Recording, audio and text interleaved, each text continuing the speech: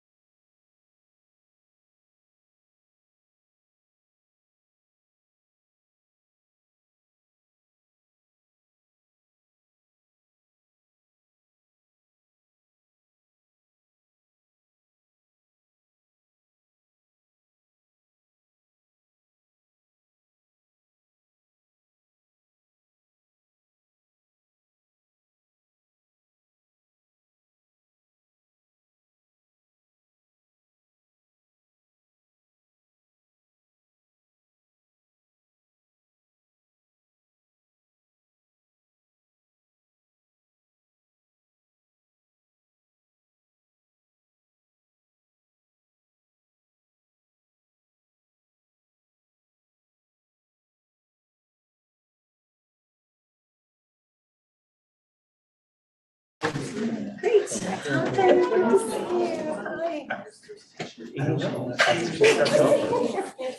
Hi, everybody.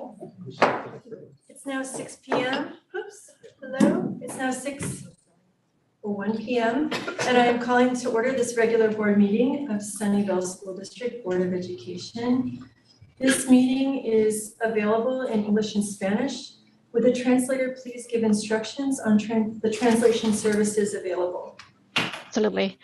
Buenas noches. Se utilizará la función de interpretación de Zoom para soporte en inglés y español. Todos los participantes de esta llamada deben seleccionar su idioma de preferencia haciendo clic en el idioma correspondiente cuando el anfitrión active la función de interpretación. Dicha función se encuentra en el panel de herramientas, en el icono del globo terráqueo. El modo de interpretación para esta reunión será el simultáneo. Gracias por su atención y colaboración. Good evening. The Zoom interpretation feature will be used in this Zoom meeting for English and Spanish support. All participants on this call must select their language of preference by clicking the language when the host turns on the interpretation feature. This is found in the world icon located on your feature panel. Interpretation for this meeting will be conducted simultaneously. Thank you for your attention and collaboration. Thank you. Please note that a recording is being made at the direction of the board and that the recording may capture sounds of those attending the meeting. I see that all other board members are present, so we can begin. Please join me in the Pledge of Allegiance. I pledge allegiance to the flag of the United States of America and to the republic for which it stands, one nation, under God, indivisible, with liberty and justice for all. Thank you. Item 2, the approval of the agenda.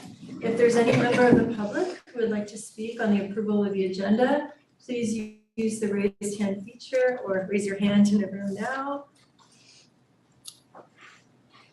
Is there anyone online?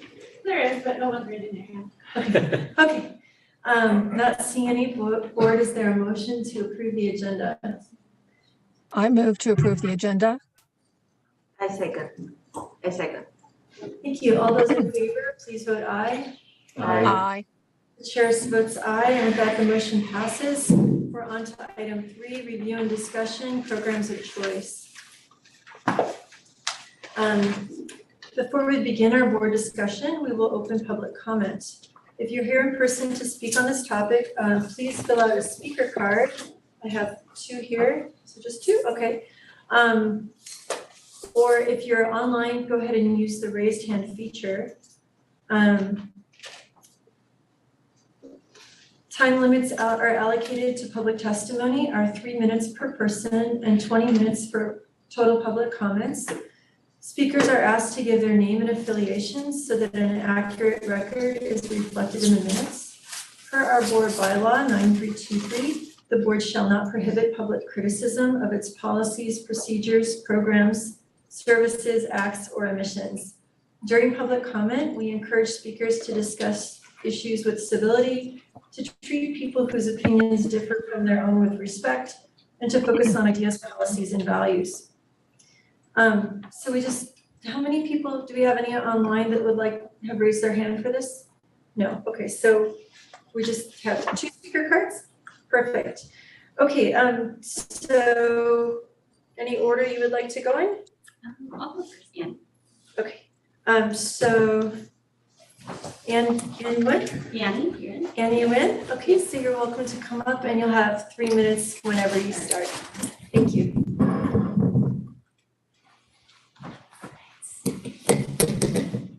All right. Hi there, I'm Annie. No affiliations, just a proud parent of a 1st and a 3rd grader at Cherry Chase. Good evening, board members. Thank you for giving us this time to speak. I am speaking in support of the program of choice, potential program of choice, the Mandarin Immersion program. I've been listening in on board meetings and all this talk, and I think there's a common theme of equity and determining value of a choice program to the broader community. What I am hearing is that the Mandarin Immersion program is inequitable and only benefits a small community. I certainly disagree. I think that with thoughtful program research and development, partnership with schools, we can develop a program that is equitable and can serve the greater community. However, we cannot even start this program if we don't make a decision on this program and have the board approval. We will come against opposition, as we saw in 2020 during those open forums. Most of us were there, we all heard it, and to be honest, I was fiercely disappointed in our community at the reception and the anti-Chinese sentiment. However, we're still here. We're still, trying to push this program forward. I have no vested interest. I don't have any more children that can benefit from it, but I do believe that this program can benefit the community at large. I think it's clear we have support from parents past, present, future. Present ones hoping we can make a decision soon, future ones hoping that their children can benefit from it, and past ones like me who believe in the program. We must be unified and use this as an opportunity, integrate diversity in our daily lives, and send a message to our community that we embrace multiculturalism. I urge the board to commit to a decision to proceed with the Mandarin Immersion program. If housing a language program in one location might seem inequitable, I think there are lots of ideas out there. There's research, there's literature. Perhaps, I know this is going on a limb, maybe we can have, electives at different schools, Mandarin program at a few schools, Spanish program at other schools. I don't know. These are just ideas and brainstorming. I think I'm not naive to the financial impact of that, but we can't even get there if we don't make a decision. If the board continues to be indecisive about it, we're not going to get anywhere. So I challenge the board, be bold, take a risk, and approve the Mandarin Immersion program. Thank you. Thank you. Okay, next up, Tina Chang. Thank you. Hello, board members. My name is Tina Chang. Thank you for spending time today discussing programs of choice. I am a mother of 3 boys. My oldest just finished 2nd grade at Ellis Elementary, and I have twin boys who are 4 years old. They will enter kindergarten in 2023. When I first registered my oldest for school and attended your programs of choice meeting back in 2018, I was pleased to learn about all the different options, but so disappointed you had a Spanish immersion program, but no Mandarin immersion program. I started working with a group of parents who are looking to start a Mandarin immersion program back in 2019 and thought it would be great if my youngest kids, who are only 1 at the time, could take advantage of it. I didn't realize it would be pushed off for so long due to the pandemic. But 3 years later, I'm hoping you will decide to pursue it. We've seen a tremendous interest when we talk to people about a potential Mandarin immersion program in Sunnyvale. More than 80 families, people we've reached out to at the library, at parks, the farmers market, have taken our informal survey, and they're saying they're ready to sign up without even knowing which school it might be hosted at. We have enough interest for at least 1 full class at each grade level from 2023 to 2025. And this is just with our rudimentary outreach on our part.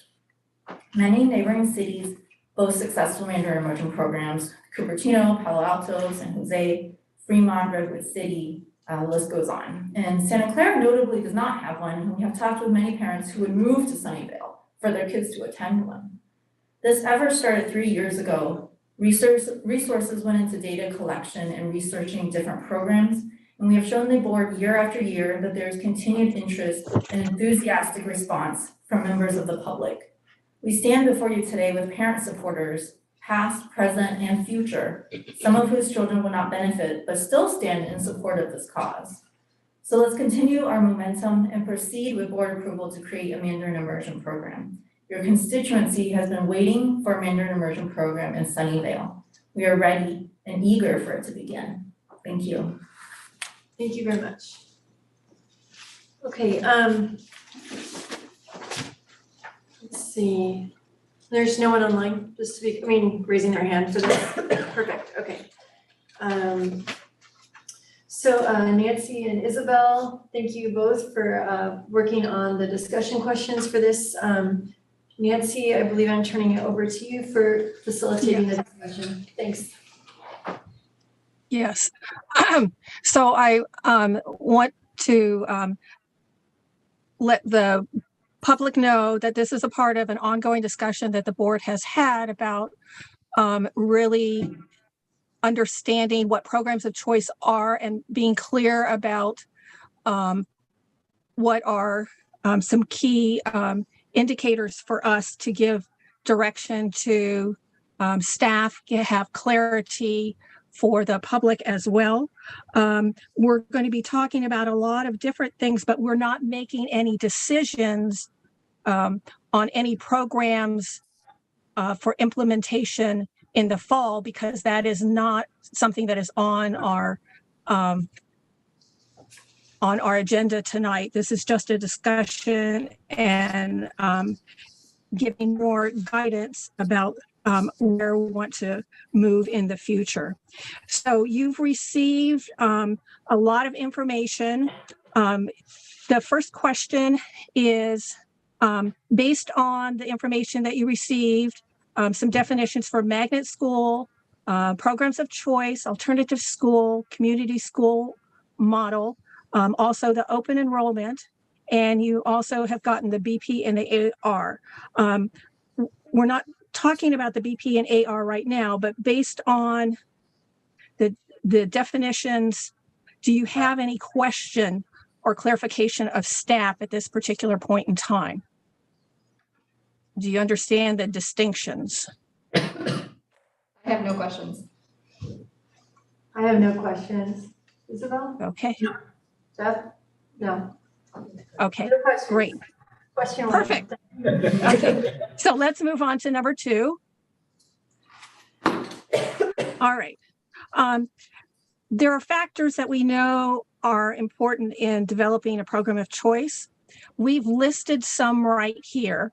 And before we look at these individually and try and sort them, is there anything that you see that's missing? Is there something that we might have missed? These are things that we talked of before, and so this is why we have them here. Is there anything that you see that's missing at this particular point? If something bubbles up to you later, you have some paper that you can jot something down. We're going to be taking notes on this, okay? So of the things that you see in front of you, are all of these important factors? Can we agree that these can be some important factors in the development of a program of choice, or is there something that you find it doesn't fit?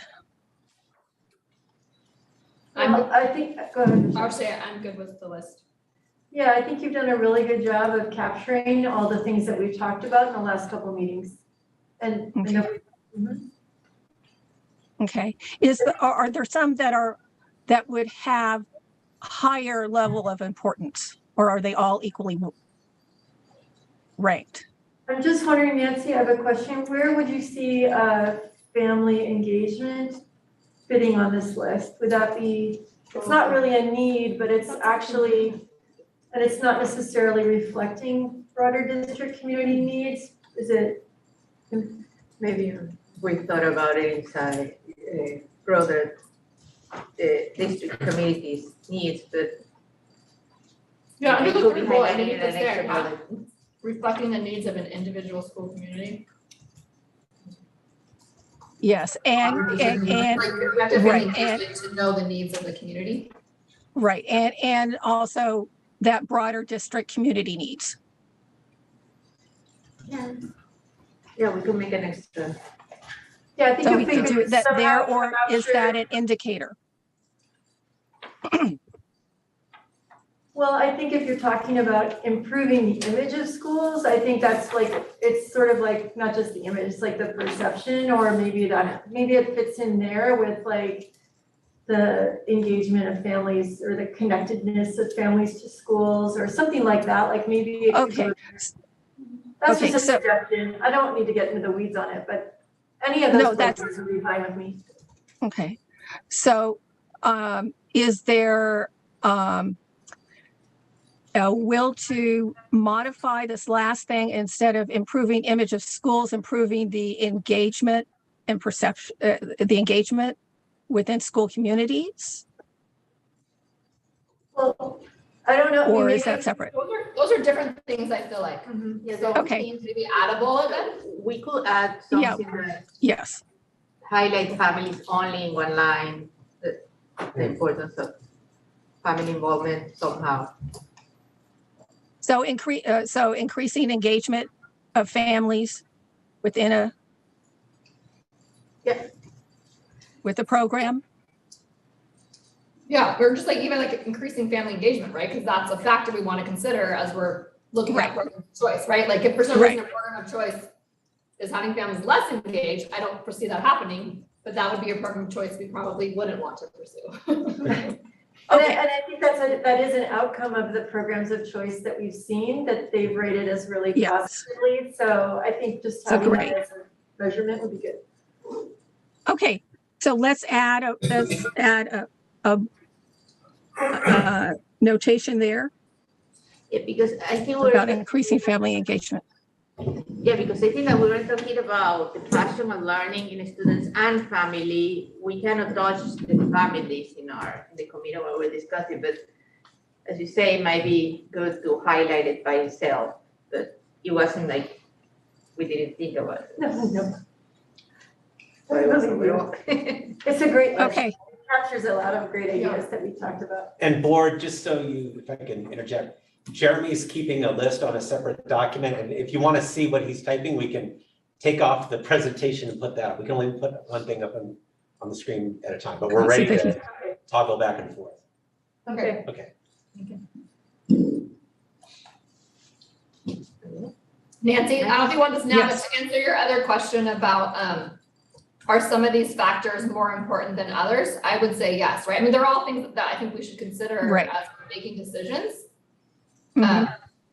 But like, so one example for me, the improving the images of school, well, I think it should be on there, and I think that's like something we should consider. To me, that's not as important as improving student outcomes. So that would be like one example where I think, correct. you know, is maybe more important, Yes. but still both important to consider. Okay. Do other board members share a similar I thought? share that view. Yes. I share that view. Well, while we didn't rank these, that was a part of the intentionality of perhaps that was one that was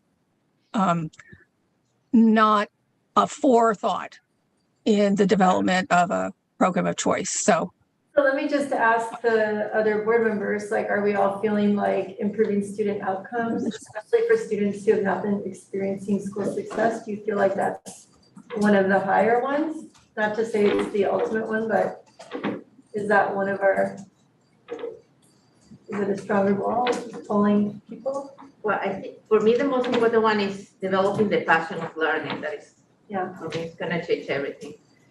But yes, we somehow remember to put the image of school at the end because we feel like, well. Is your mic on? I just realized mine is not. Oh, yes. yes. And I think for me, from my perspective as a board member, reflecting broader district community needs is a unique role that the board has. Things may come up within school sites, but our perspective is looking at the district as a whole. And that's an important voice for us as a board. Yes, I'm nodding my head, Nancy, if you can. Jeff, what do you think? Bullet number one, which may be more critical, I just don't know if that's fully fleshed out. Sure. I feel like there's more to it, I just don't know. If you read that, I think we each carry away a different outcome, but I just don't know if there's, maybe that's a good thing, I don't know, but I'm just kind of pointing out that I'm not sure what we're trying to get at there. Right, so student outcomes is not necessarily test scores, it could also be passion for learning or, you know, engagement Right. or sunlight in So- that spark, it could be, So- you know, anything. Didn't mean to say So that. Jeff, we were talking about, so this was to try and answer what is our why? What, you know, as we look at programs of choice, what are whys? For us, not the be all end all, but some of the things that in the past we've had discussions on. And so I just wanted to capture that and see if we're still basically on the same page about that. Okay. And as I said, this is a journey, not a destination. If you're ready, we can start to talk. We kind of already began that discussion. let's go to the next question. What should indicators of a successful program of choice be? And there's no right or wrong answers to this. I think one that we already talked about is parent engagement. And I think that when we did the list on the other slide, we're thinking a little bit of what it was good for the programs that we consider as being successful, like families were engaged. There was a different perception of what the school was. There were different outcomes from the students. It raised the whole community up. I mean, there were a little bit of what it came. Yeah, I think the list you had before are the indicators, are some of the indicators. And then if you said like, what are the indicators of student success?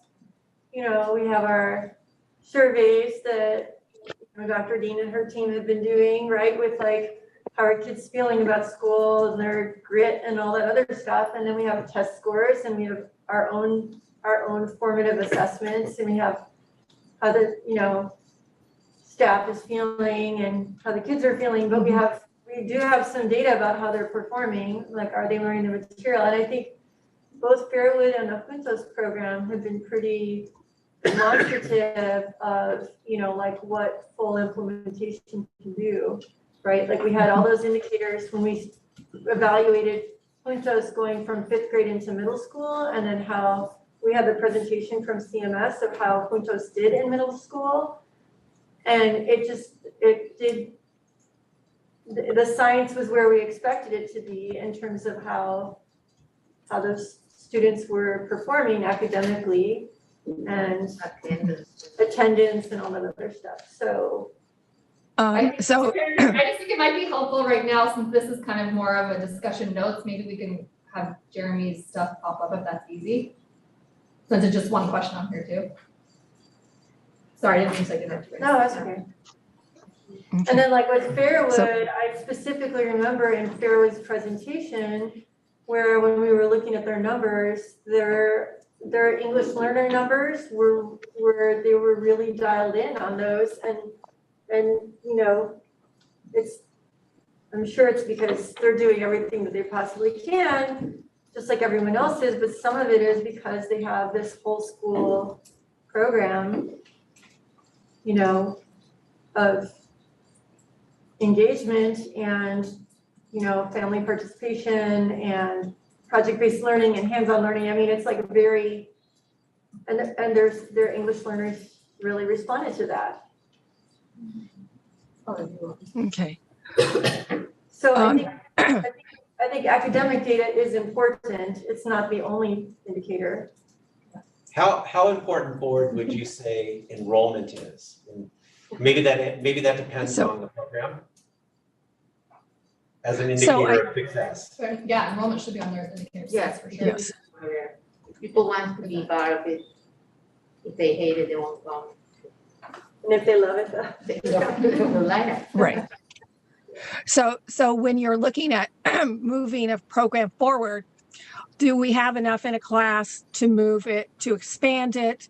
Are there waiting lists? What is the demographic? Are we pulling from the school site, or are we pulling from the district? What's that balance?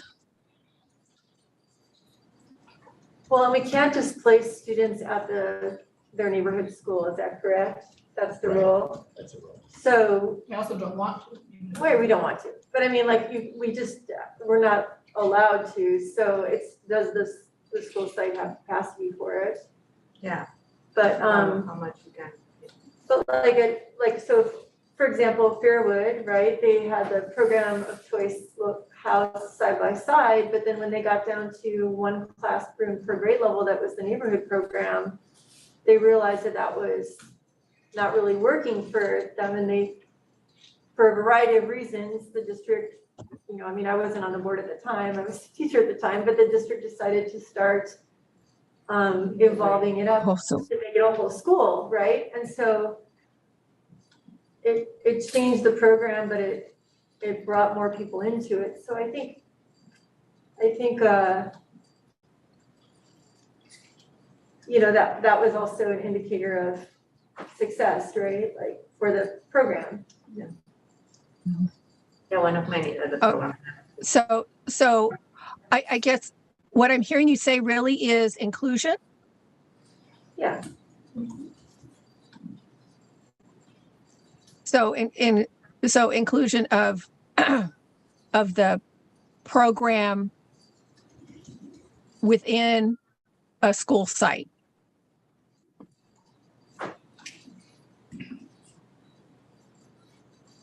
And I just want to add for staff, like I appreciated Mike's addition. So the rest of you guys, I'm sure you talk about this all the time too. So there are other indicators that you think are important indicators that we haven't mentioned, please speak up and share. You have wisdom that we don't have. But inclusion within a school site, I mean, San Miguel, not everybody in San Miguel wants to go to Juntos, but Juntos is a very successful program. Well, and some of that I wonder because Juntos, they bill it, they say, oh, there's this extra work for Juntos to be in Juntos. You have to really commit to be in Juntos. And that may be true, but we want everyone to like really commit to being at their neighborhood school as well. So, I mean, So I guess what I'm saying of inclusion of a program within a school site, in other words, is there a welcoming? Is there opportunities for cross events? Are there core events that everybody's going to?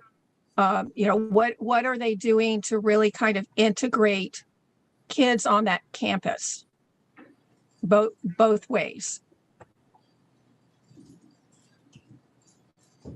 I agree. I think Juntos has done a really good job with that at their site.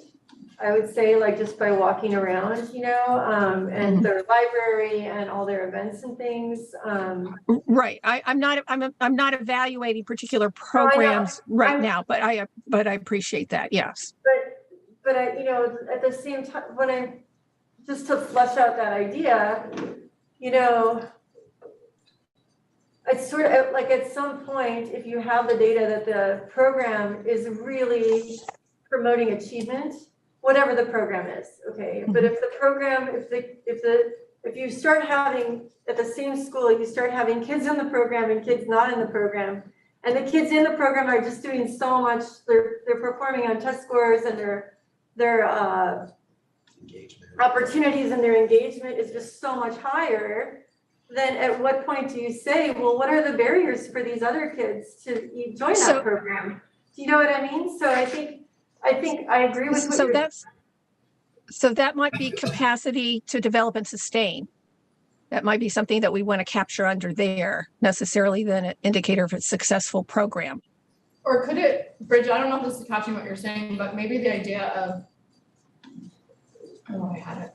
Like almost the discrepancies, right? So like one indicator for a successful program, because I think what you're saying is if a program of choice is successful for that program, but to the detriment of the neighborhood community, that's not successful. Is that kind of what you're saying? No, I think what I'm saying is like, at what point do we say, well, like, I don't really have a great analogy because they're just I just feel like at what point does the practices that we learn out of our programs of choice, at what point do those practices or like does that opportunity become general practice, like best practices, or B, like at what point could we evaluate to try to bring more people through that? Do you know what I mean? Like to increase it for everybody at that site or so that's a great question. That's one that we didn't have. And I think that's a separate question. Because, for example, how we can expand the program, the language program in that particular school. Because if the kids from the neighborhood, like how much Spanish can we teach the kids of the neighborhood that didn't choose to be part of? And they may already be speaking Spanish at home. Yeah. with maybe not reading it or writing it or. So I guess what I would say for an indicator of successful program of choice, what I'm really hearing you say is that it provides opportunities for transferring best practices. Yeah, that should be on there for sure. Yeah. Yeah, Yes, because I that's think one it of the is- undertones that I was hearing that you say. I think with Explorer, we saw that. Yeah. Mhm. Project-based learning, I think of in particular, like the Buck Institute, all the teachers were going to the Buck Institute, and soon Cumberland teachers wanted to go to the Buck Institute. So that was an example of that. Yeah. Also with Vargas at the beginning, one of the first school, well, they were the first school to adopt next generation science standards. And so they were the pioneers, and then all the schools in the district were doing that. So I think that's a good indicator of success if the strategies that are being introduced there are proving to be successful, and then they're being shared with other schools. Okay. Okay.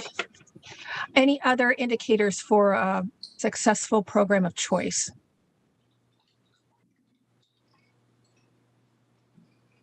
Not that I can think of. Well, I mean, I think as long as we incorporate the stuff from the first page where we're Okay. tracking things, I think we're. Okay.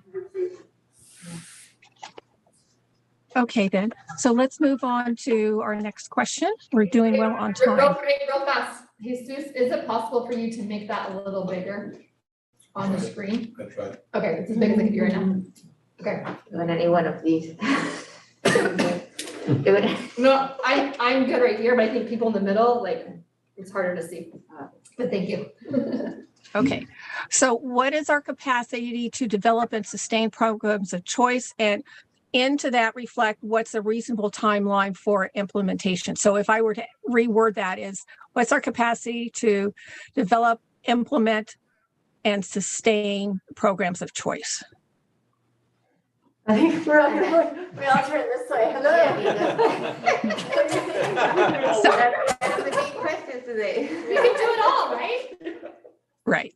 So Maybe the What do we- next question is more I guess, I mean, detailed. one thing I could say about that is that there's a limit to the district's capacity.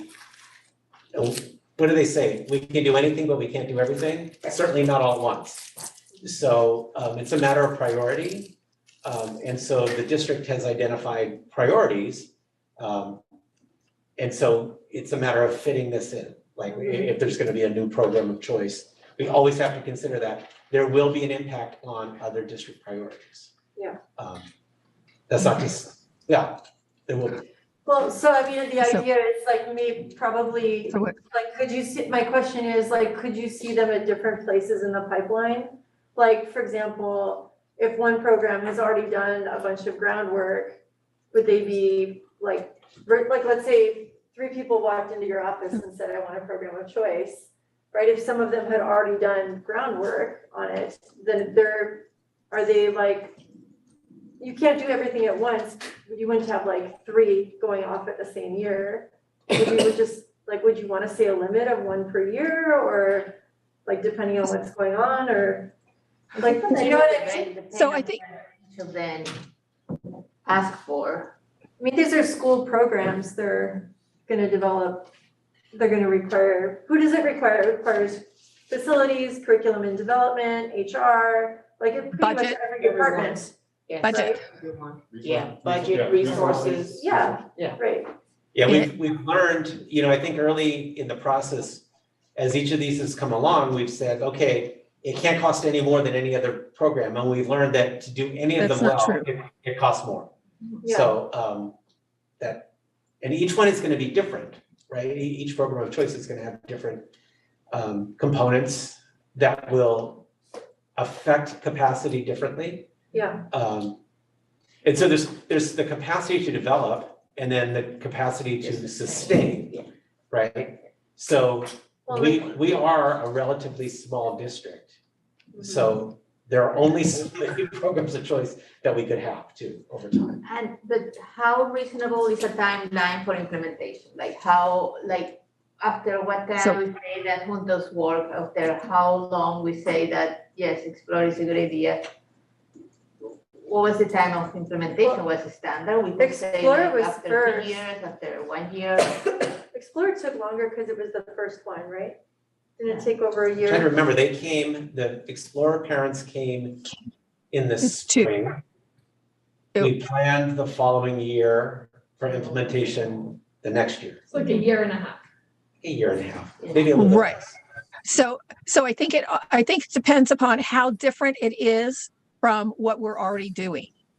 So for instance, if we already have expertise and we're spinning off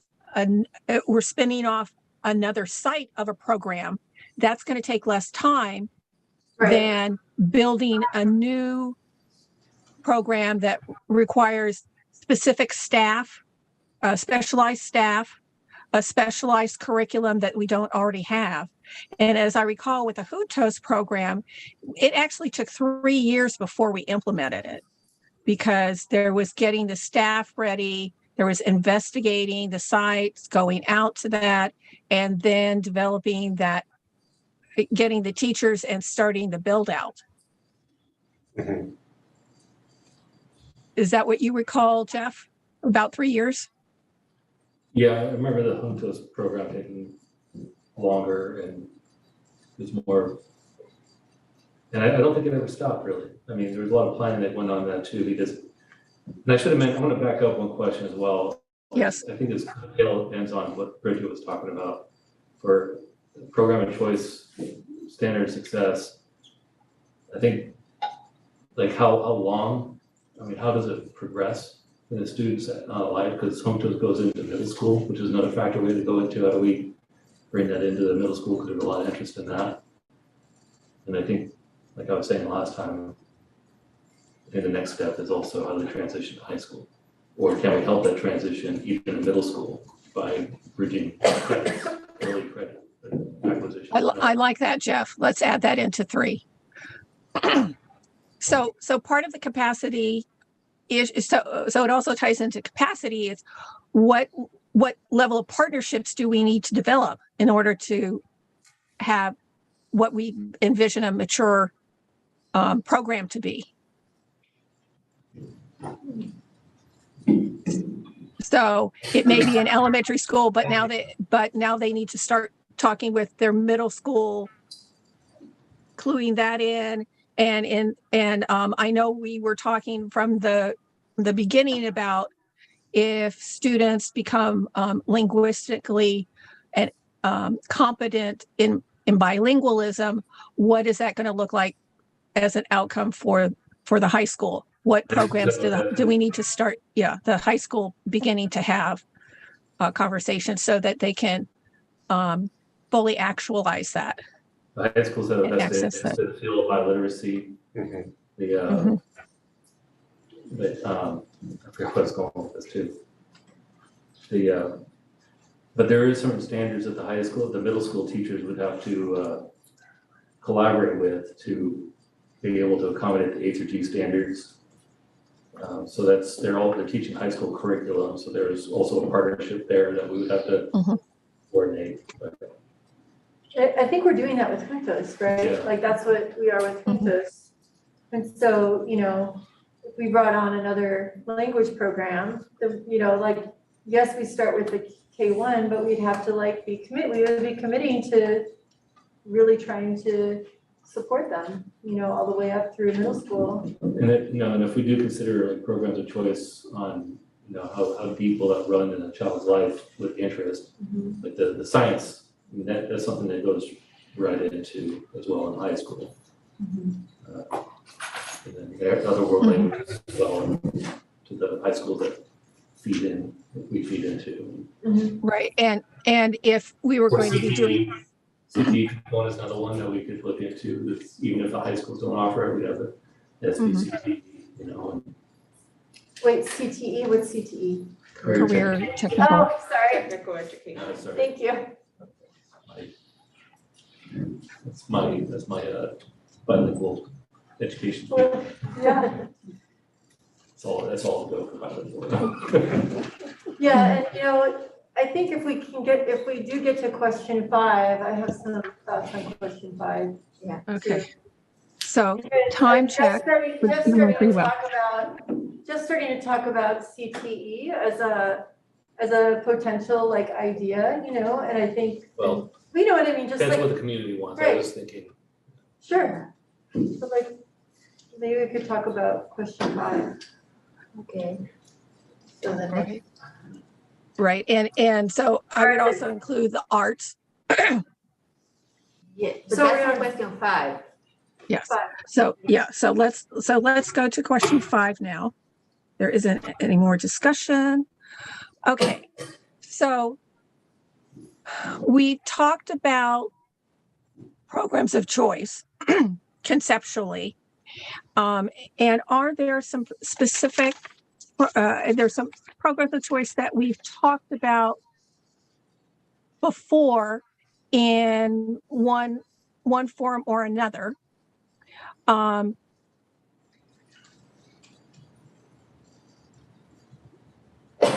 Are these still values that we have? And is there, so are all these, I just have a quick clarification question. The performing Yes. arts program, is that meaning like performing like music, like drama theater, or are we referring to more like, I know we talked a little while ago, like the idea of music, right? But like more music as opposed. it, When I hear performing arts, I think theater, I guess is what I'm saying. So are we talking about No, theater? I think it's music, theater, anything that is performing, dance. But I think it doesn't even have to be performing, I could just say be in School of the Arts. I usually Yeah. call it visual. Where Yeah. visual and performing arts, so it'd be that would cover all of the, sculpture, visual arts, fine arts, all that. And there Fine are arts. schools like that at the elementary, like I've only heard of Yes. that from like high Yeah. school. no, there are there are examples throughout the state of that. And you see it more frequently at middle school, but in order to really engage students, certainly in the instrumental music, they need to start early to be able to get to a level of performance. What's the opportunity too? I mean, like they could It's come an in, opportunity. they can pop in. I think there was someone, I don't remember, someone on the board saw a presentation at AEC about an elementary Yes. school that had like an after-school program. Music. I didn't see that. Yes. Yeah, and that's what we had the conversation was, Yeah. so like, that's what I was thinking was like a music one. I mean, my initial thought, performing arts sounds very big, very broad, very overwhelming.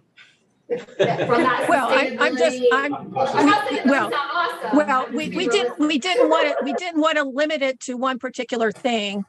It's just exploration of a some performing sort of arts, program thing. right, as opposed to just a fine arts program. And in that he was talking about, that was the one that the program it started as an after-school program for everybody. So it was an extra hour for everybody in that school. You actually need to say that you couldn't come and have even excuse in order to be out of it. So everybody at that school will get an extra hour, and they will have these art classes with some external person that will come to the school and will teach that. And then little by little, it was started to be implemented organically by the teachers during the other hours. So the teachers that came the extra hour weren't the regular teachers, were the music teacher, the art teacher, the all sort of teachers that came Monday to Thursday or something like that. And then the teachers got inspired. Some of them started bringing a guitar or an ukulele. Some of them started making more songs. Others start making more like theater pieces during the year, Right. implementing, asking the teachers in the afternoon if they will help into doing this or that. And somehow it started to be a program of art for everybody. Yeah. So, and then some arts programs have reflect the interests of the community to be representative of their cultural heritage. You'll see at AEC, and you've seen some elementary schools that have mariachi, band, music component, as well as dance component, cultural dance components. So, Yeah, so Nancy, I would so just I say see that. I have a question.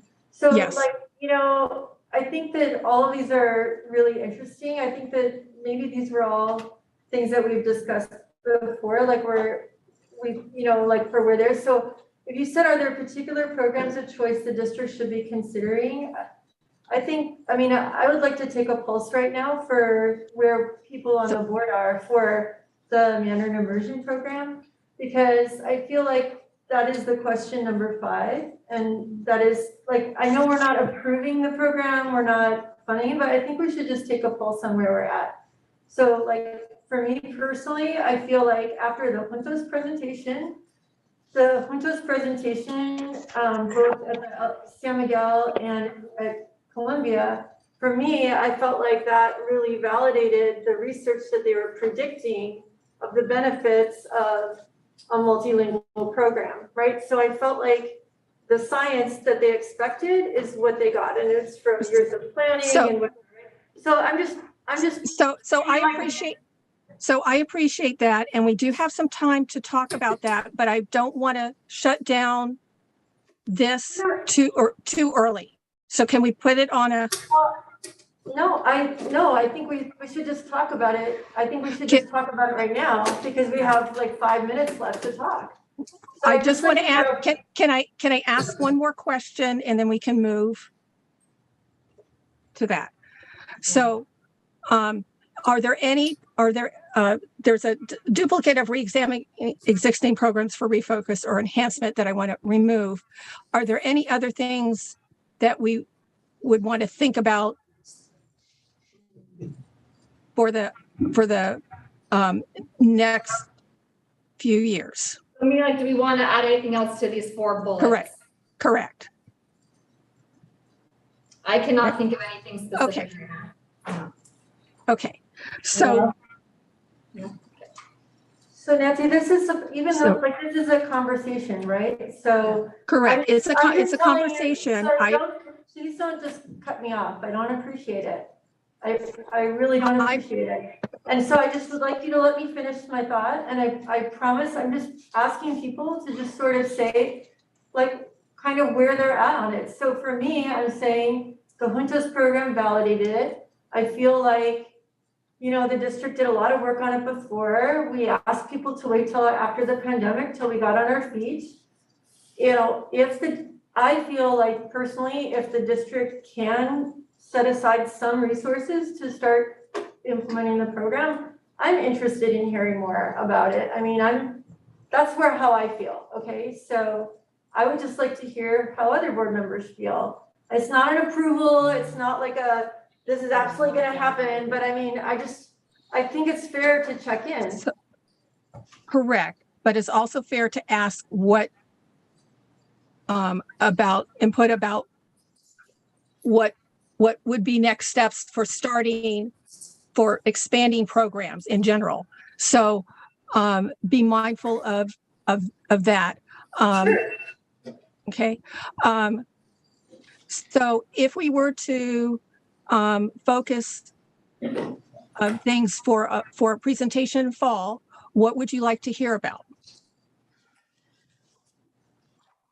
What? Would it be so in the fall we talked about having an update on the Mandarin Immersion program. Is that something that you would like to do? But I don't want where are we at?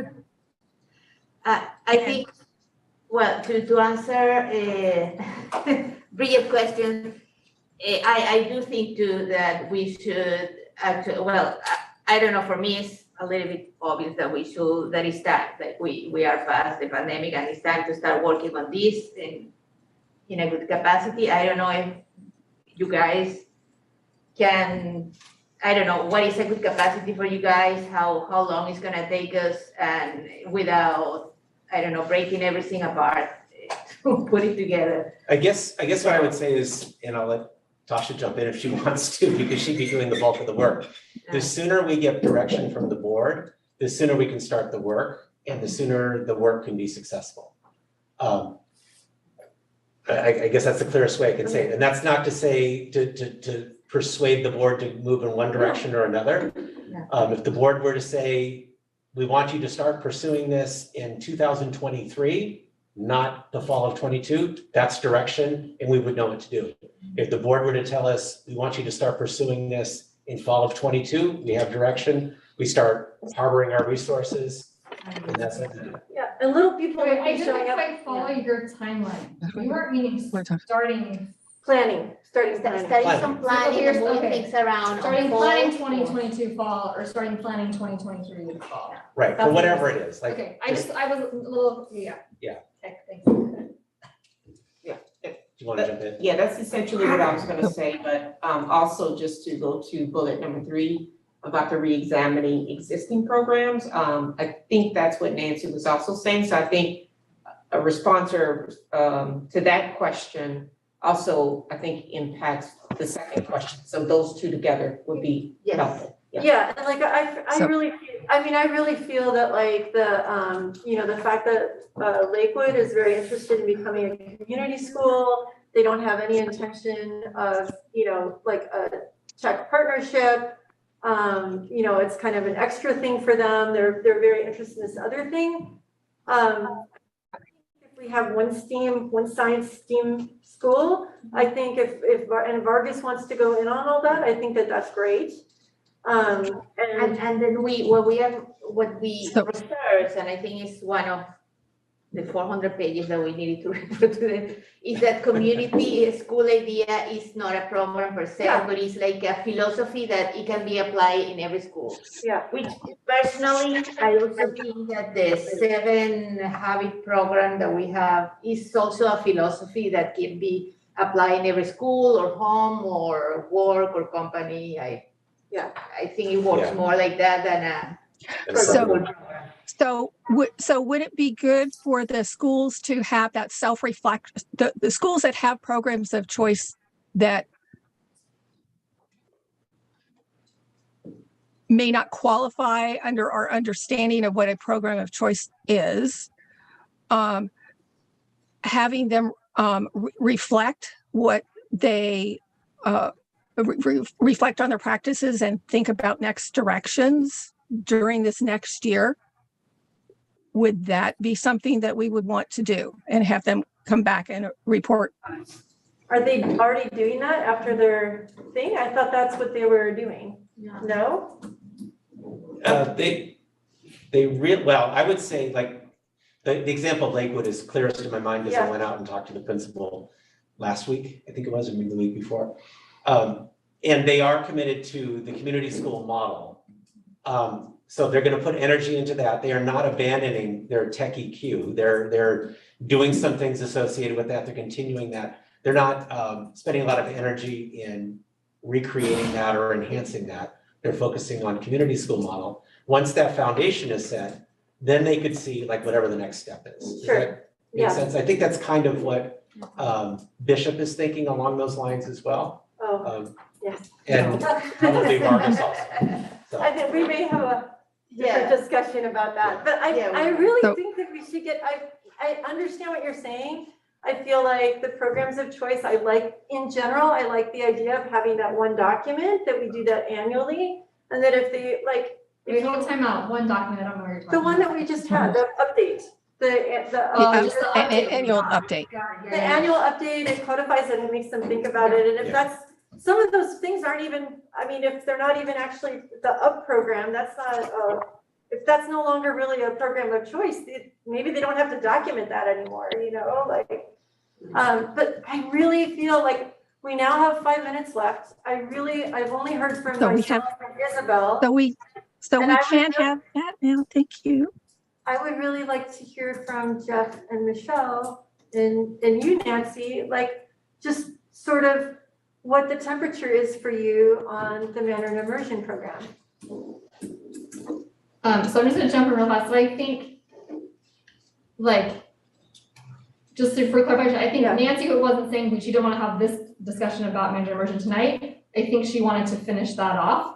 And I don't feel like she got to, right, so I just think you guys had a little bit of a miscommunication. I think we all were on the same page, you just miscommunicated to you guys. So hopefully, like, we can kind of figure that out for future stuff, right? Because I think everyone wanted to have all those conversations just in a certain order, right? And I mean, so what I think is, what I was gonna say like earlier, and then we could ask specifically, for me, like, I want to finish out what we started, right? So we never committed for sure, like, we didn't say, like, we're for sure doing this, but we started the process to like go through it and like do surveys and do stuff, and then COVID stopped it, right? And it just unfortunately was not a priority the last few years.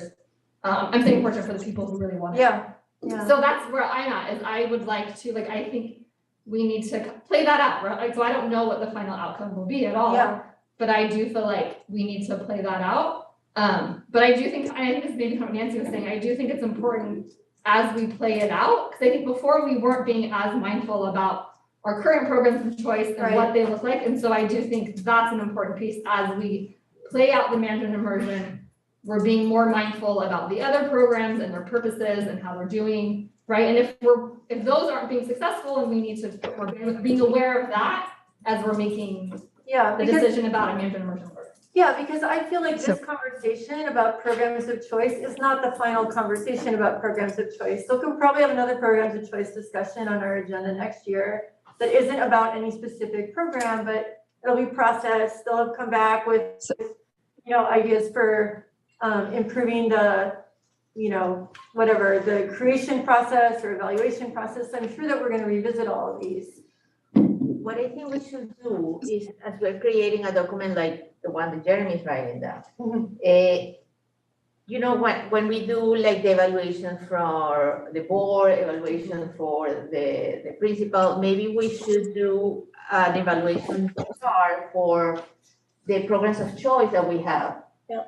And even though we're not gonna fail somebody or say you did a bad job or put 1 to 5, you are 3 or 2, maybe there is a way for us to say, well, science is not working. How can we rework this? What else we need to make it work? Or now that Juntos has a 5, is there a way to grow? Or, a document that we can go check something, or maybe even put 1 to 5, this is good, this is bad, family interaction. We can find some ways to measure like what is good or bad about each of them, and then make decisions. Do we expand it? Do we improve it? Do we change it? Do we kill it and find something new? So one of the easiest standards I have on success is there a progressive curriculum that goes along with it that constantly builds on itself for a student's interest career, right? And just speaking to your question as well, I'm supportive. I think the community is supportive of the Mandarin Immersion. I'm supportive of that. But I do remember at the time, the timeline that we were being rushed to was, I was not comfortable with at all. Because one of the reasons why Juntos is very successful is because we were very methodical on how we're going to implement it. I know that wasn't along the timeline that a lot of people wanted at that time as well. But I think we have a successful program as a result of developing and planning that intentionally and then opening it when we were ready. And I think that's the standard. That's what I would encourage us to do on this one too. Okay. So I am supportive of getting an update. Where are we at? What is it that is required so that we can see how we can identify any barriers that are current and see what a realistic timeline is. And that's why I was saying, let's have a conversation early in fall about this. Because there is a lot of interest, but I need refresh. Things have changed, and we need to really look at homes, those kinds of things. So So, maybe in fall, we should have a presentation about the next step to build a successful Mandarin program. correct. You guys, like, But can like- tell us. But like, so what does that mean? Like, so what, like, when you think about next steps for a successful Mandarin program, like, what exactly are we looking for as a board? Well, I think part Right? of it is allowing the staff time to develop a reasonable timeline to implement this in the school Yeah. program. Yeah. Because they're the one that knows what the resources that go into it, like hiring teachers, partnering with middle schools. I mean, that obviously doesn't have to be done on day one. We have some time as classes go forward, But that we would see in the presentation a timeline. Yeah, Okay. exactly. Do we need to resurvey the community? The district resurveying the community, or do you feel like? I don't want to give too many specifics to staff about what this looks like. They need to do. The wording that Isabel just gave, I thought was like perfect. I hope someone captured it, because what she said, I was like, that's the perfect description. So I can go back and listen to her wording if we need There you to. go. That's a We're great- recording, so we got it somewhere. Now But I I'm just thought it was reflecting if I perfect. remember Yes. everything. Yeah, but it was just, when she said it, I was like, oh, that's a perfect description. But I think we want to leave it, so yes, I think before we make a decision about Mandarin Immersion, they for sure need to do an internal survey, right? Because I do know last time, Okay. the surveys were different and like people might say, oh yeah, I want to do it, but they're not actually in our district, right? There's lots of other stuff. But I think we leave that timeline of when that happens, right, to staff of when that, like, so maybe they want it before the presentation, maybe they want to do it after. Okay. Yeah, and all the questions should be as much as you can, like how many curriculums are there that have the California accepted curriculum in Mandarin? How many teachers? How long it takes? Do we need a special principal? Blah, blah, all the stuff that you can think of that are gonna show up and then tell us 5 months, 1 year, 6 months, Well, those are different all measures. up 5, and 6 down. months when you're. I mean, each thing, maybe there will be tasks that will be many months, there will be another task that will be 1 year, there will be tasks. And then we have, I don't know, I'm thinking like a construction Yeah. document you have when everybody start working different things. Yeah. A master plan, so Yeah, maybe and they'll have. And the good news is we've already done this, like, but now we have the benefit of some time and reflection, and there's probably some pieces that we'll be able to do better and won't have to do again. But we've done it once, so we have a head start on that. We just have to dig it up. And So do you guys, like, do you Yes. need any more direction from board? Like, do Board. you need more specifics from us? about that in particular. So we're, Well, this I is part of heard, the choice then. yeah, because I heard that So- the board is generally interested in hearing more about the Mandarin Immersion program. And so would that timeline be trying to look to the fall or late fall, mid-fall, just timeline, because you gotta collect data and Well, kind of what's- analyze that. So having a what's- timeline of when to come back to talk about what we What's know realistic? today. Yeah. What's realistic for you as Yeah. far as, I'm saying fall in a general Start of Time- school year, big window. time of the school year. But, okay, so just to be super clear for like, I mean, because the parents have been waiting Yeah. for a long time on this. for I years. understand. So, just to be super clear, like the idea would be, like, I think we've heard that in order to, like, we have a November, December date where we have to make a decision, go or no go, for implementing if we were gonna get children started the following year. And what I'm hearing Jeff saying is that, hey, Juntos took longer than that. So Part if of we, that, if, and part of that was like what Dr. Gallagher was saying is, I think Juntos was brand new. And we do have like a little bit of a blueprint, so I don't imagine it's gonna take as long. But there is some real, like, we're And there hasn't staffing been some issues, legwork, but- you know, and so on that we have to look into. So I don't wanna like, I memean, I'm comfortable with getting like a preliminary outlook and maybe a timeline, a proposed timeline from staff in mid-fall.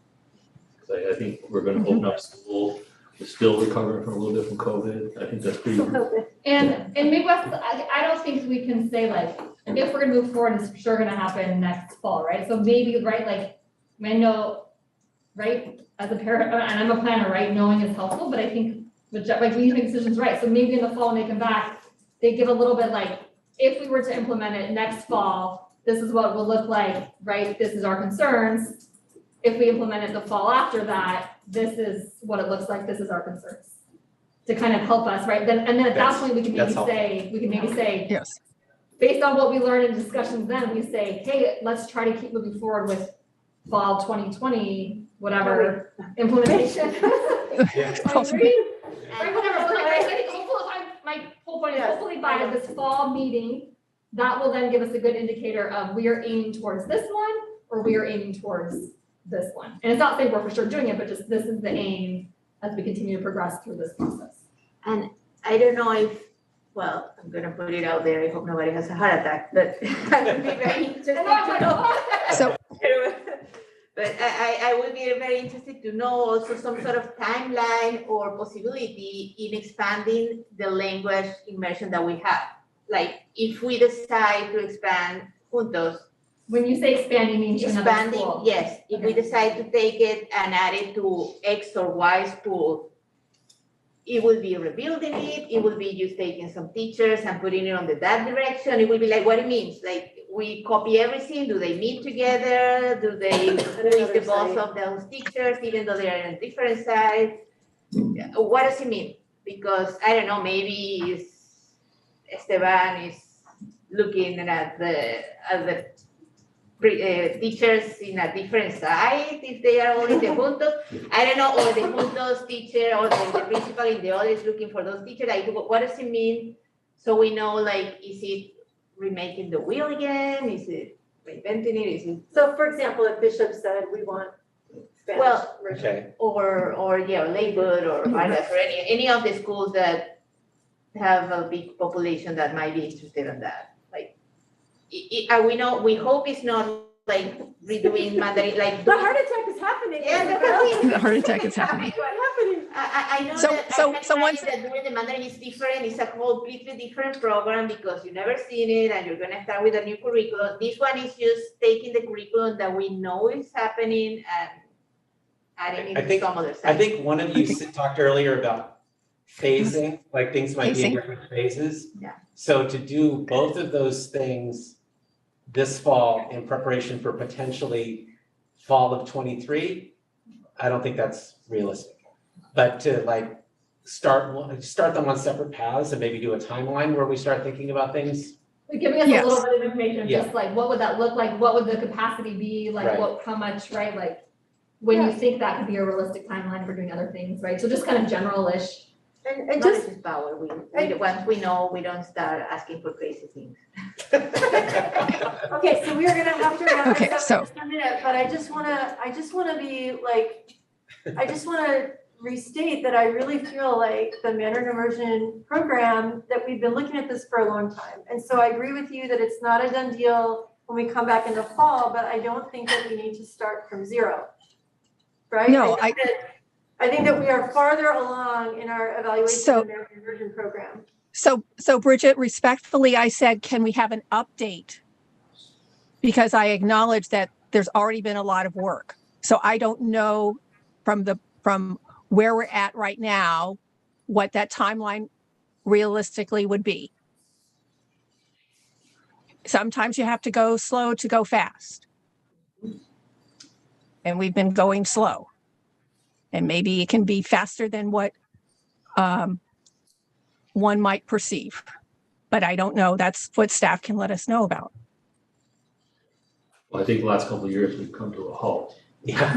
Right. And that's, Right. I think everybody did, so it's, Trying to survive so Yeah. far. we're gonna get there. Okay, so I'm gonna move that we take a 5-minute recess. Thank And you. then we'll we'll continue with the regular board meeting after 5 minutes, so we'll return at 7:15. Thank you. Thank you. Thank you.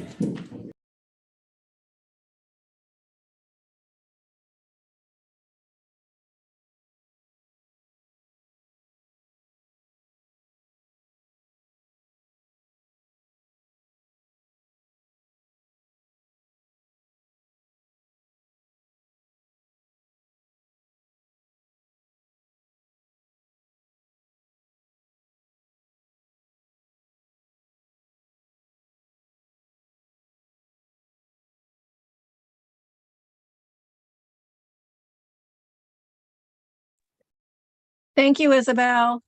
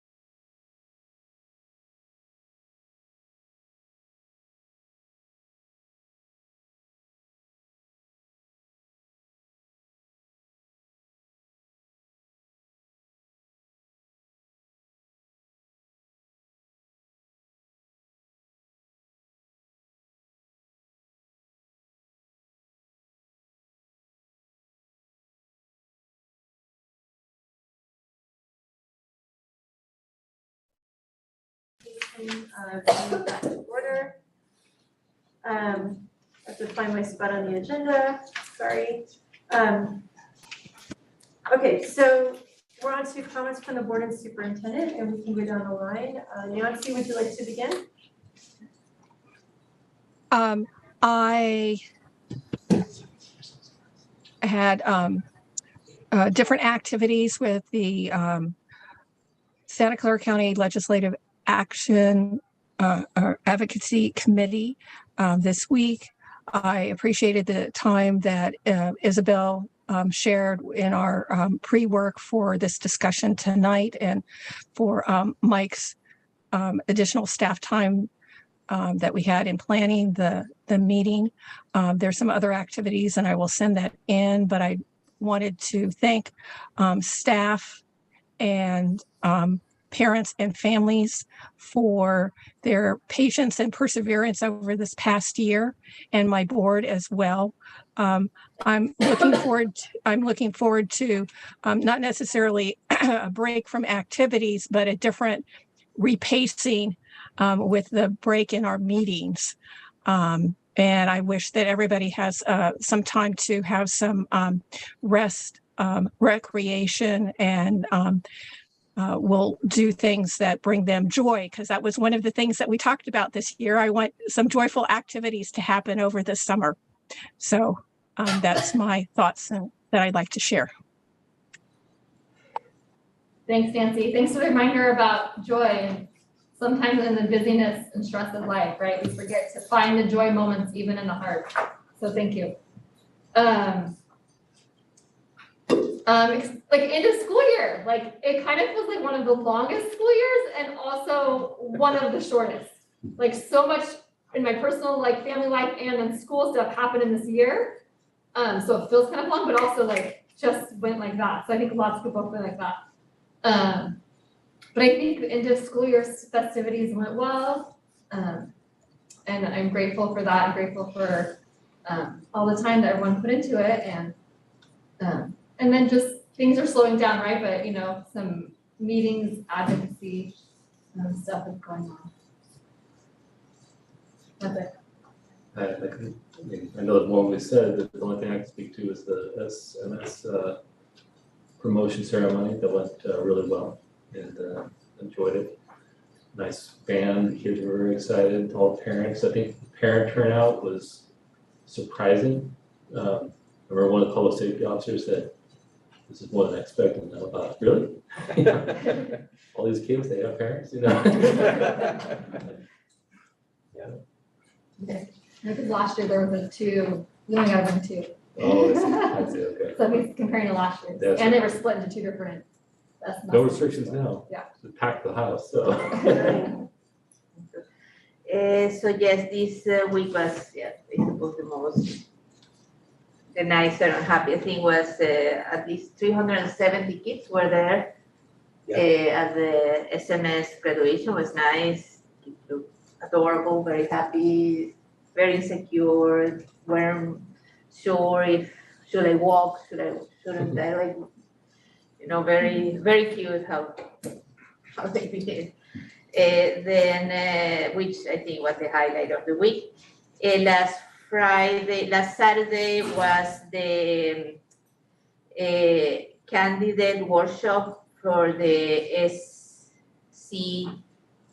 CSBA at the county office. And we're gonna have one on the 21st. We're going to the, here at the district, the 21st. Good, thank you. Yes.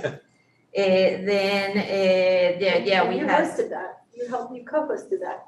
Yes. Yeah. Good job. We will be. No, Yeah, no, yeah. she She co-hosted co-hosted Yeah, one I of the co-hosted the county, other and one. you guys are Oh, co-hosting okay. that together, so thank you both. Yeah. There was the programs of choice meeting. Thank you, Nancy, for being there and volunteering today for being the person leading the meeting. Then we had a bond meeting, citizens. I never Bond remember the Oversight whole name. Committee. Bond Oversight Committee. The Bond Oversight Committee, which I kind of took the hour run and came a little bit late, sorry about that again. But it was very nice, and then it got longer because we added an extra half an hour later, having a full tour around the school and see what the money from the bond can do. And then we saw the new things that Bishop had. I mean, it was a Bishop, so how a new healthy school, sustainable school looks like, and how much the kids get enjoyed, and all the little things that a new school has. And then also all the things that the district did to make more affordable the school and go farther with the same amount of money. Then we haven't had the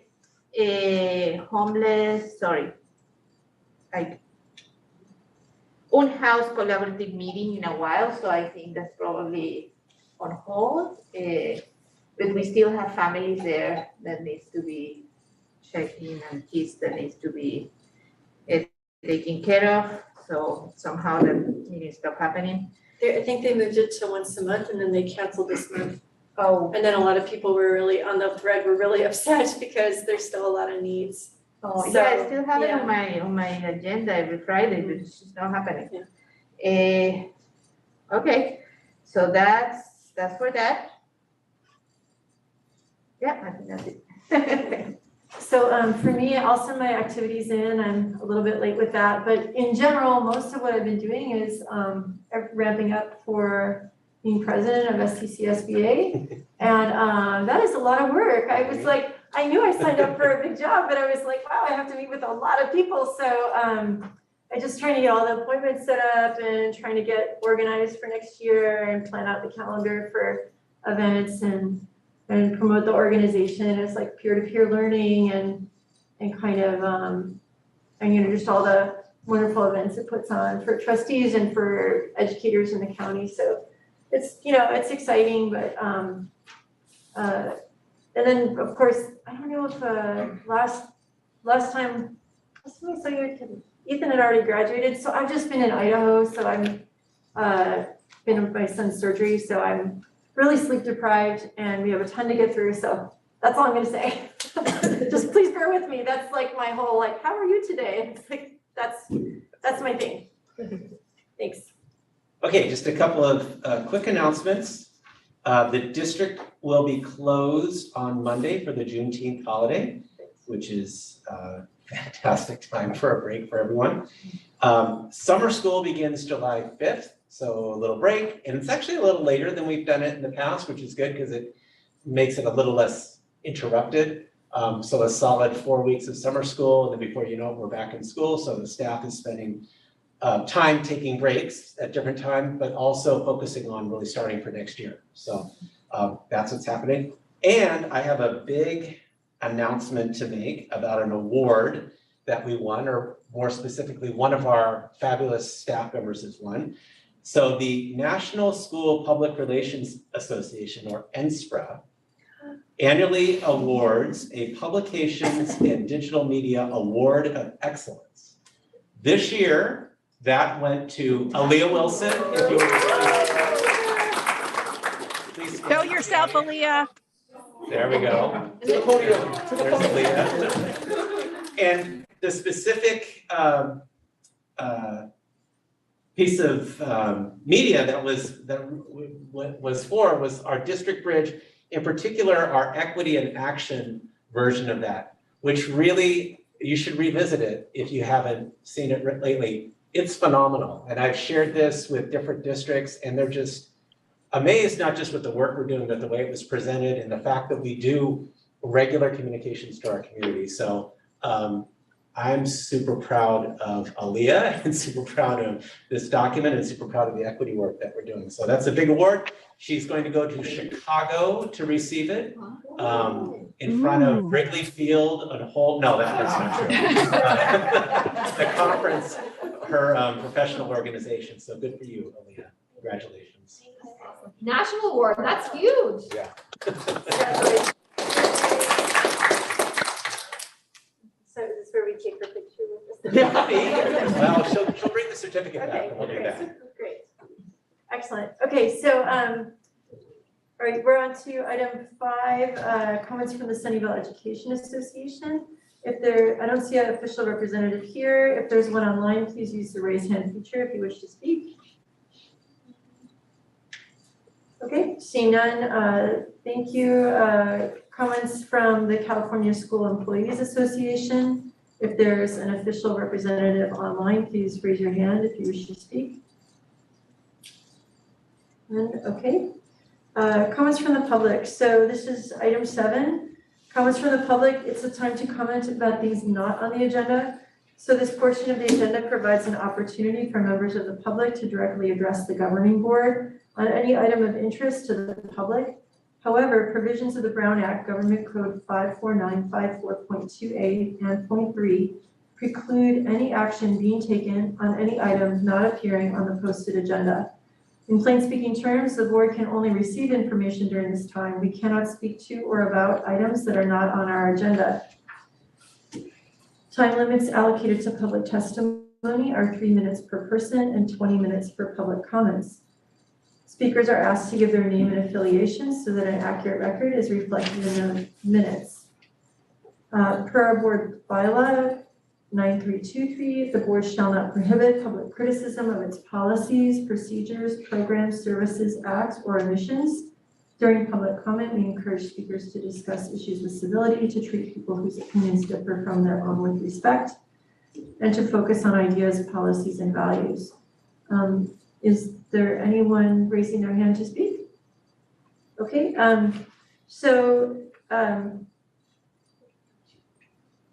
we have no one here in person to speak, so you just have two people to speak. Okay, so basically, three. Okay, so each person will have 3 minutes. And Aaliyah, could you go down the line? And if more people end up raising their hand, we just please note that we will not go beyond 20 minutes total. Thank you. Yes, we have Steve Fang, Tom of Sunnyvale, and then Mao Su Chen. Okay. The timer will begin when you begin speaking. I will go first.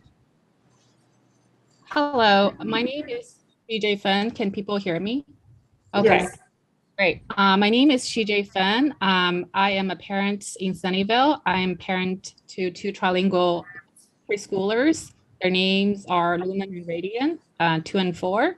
They speak Mandarin, Spanish, and English. I am strongly supporting a dual immersion Mandarin program in the Sunnyvale School District because I believe such a program will help close the achievement gap, improve public school enrollment, and confer numerous cognitive and academic benefits to the children in Sunnyvale. Multiple studies have shown clear and convincing evidence that bilingualism has numerous lifelong cognitive benefits.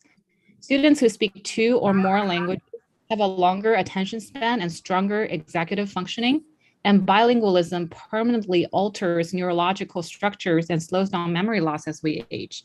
In light of the declining public school enrollment in California, bilingual immersion programs can attract and retain more students.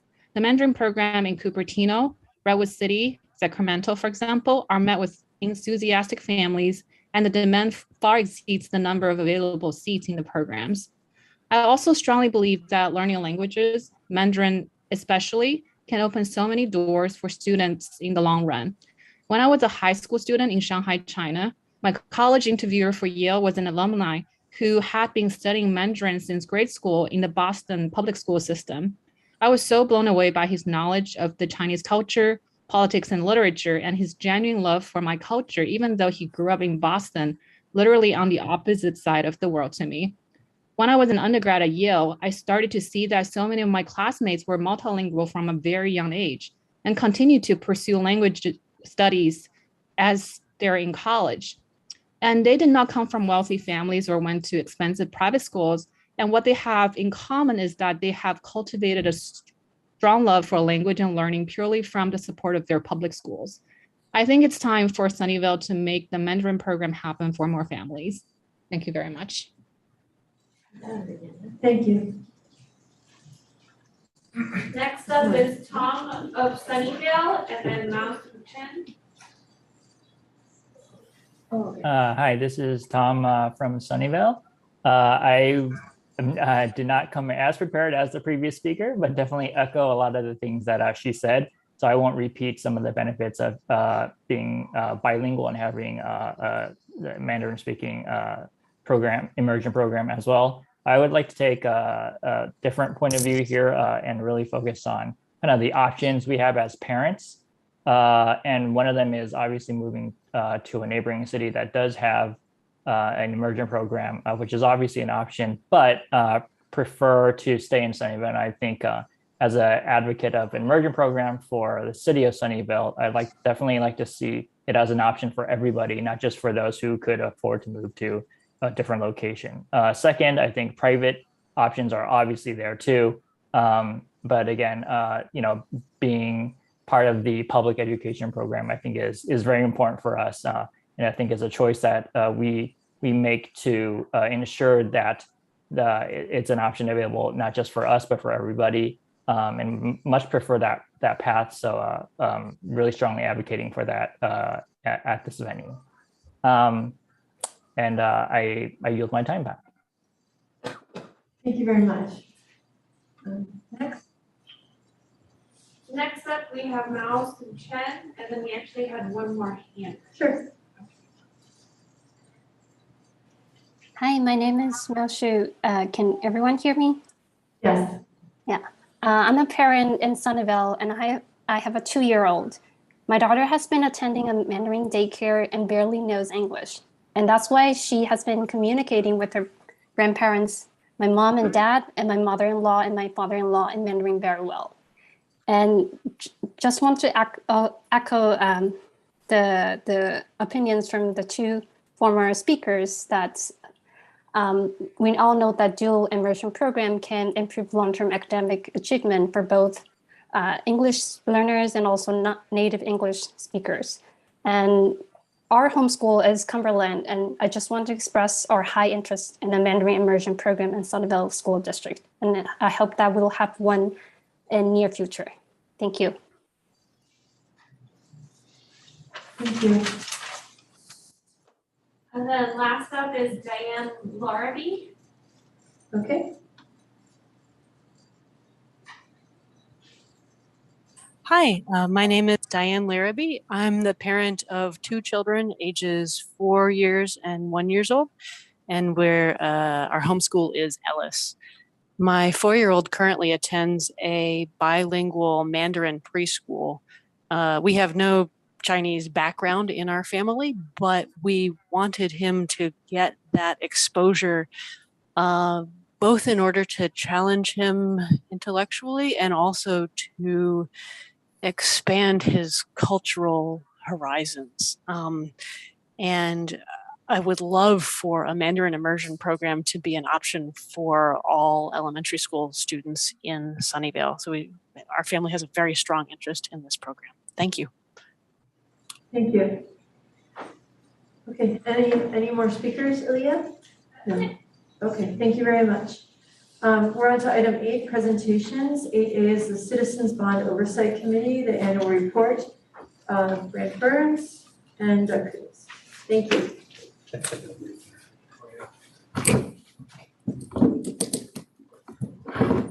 Good evening, board, cabinet members, and members of the public. Before we get underway with these,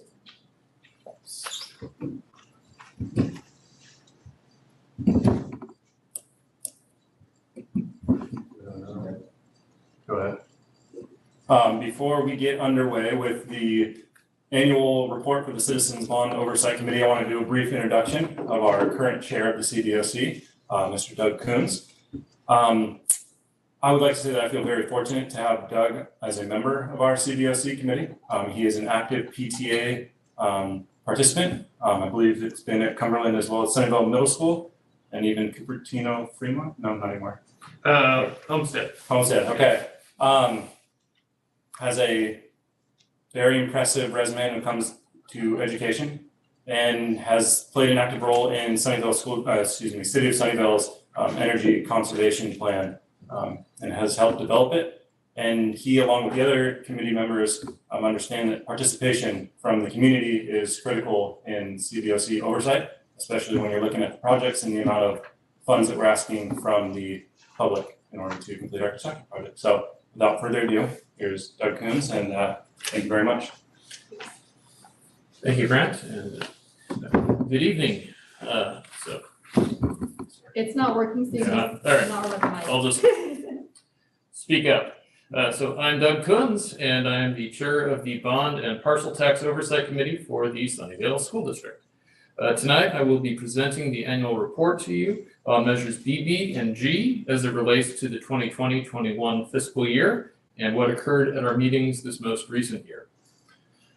The Sunnyvale School District's Oversight Committee reviews the expenses from funds associated with the district's facility bond, Measure G of 2013, as well as Measure BB, the district's parcel tax of 2016, which went into effect in July of 2018.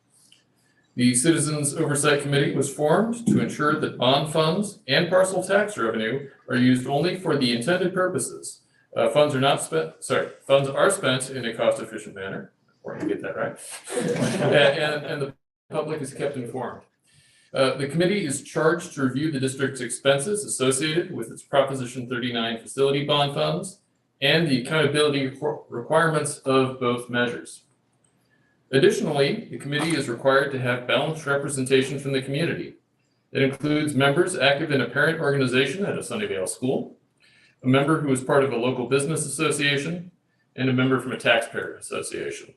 And I'll just note that we did have a correction from what was in your packet, that we struck out the thing about the member in the Senior Citizens Association. That's not true at this point. This year, a couple of members on the committee either reached the end of their term limits or had to vacate their position.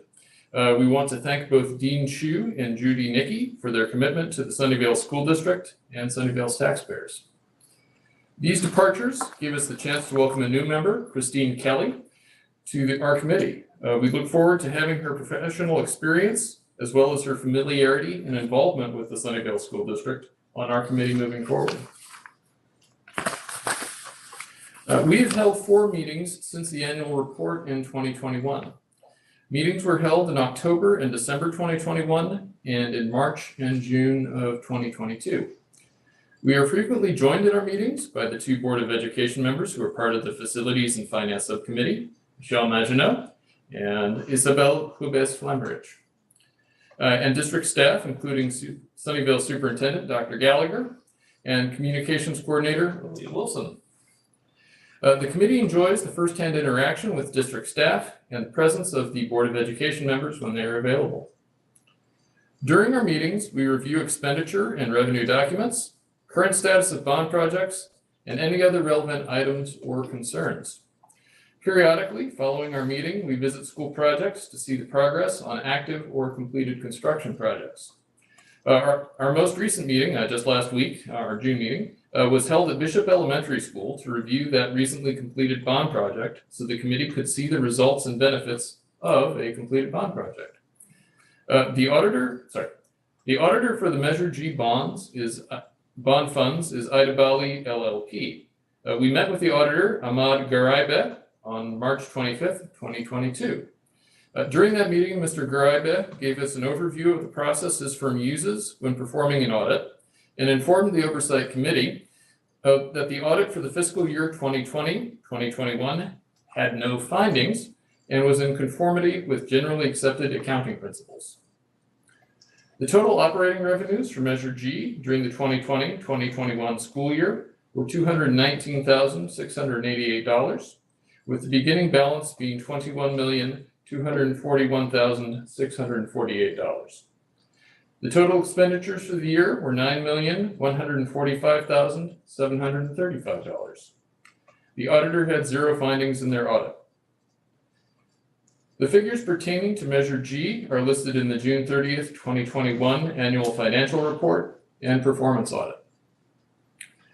The Measure BB parcel tax generated $1,105,492 in the 2020-2021 fiscal year.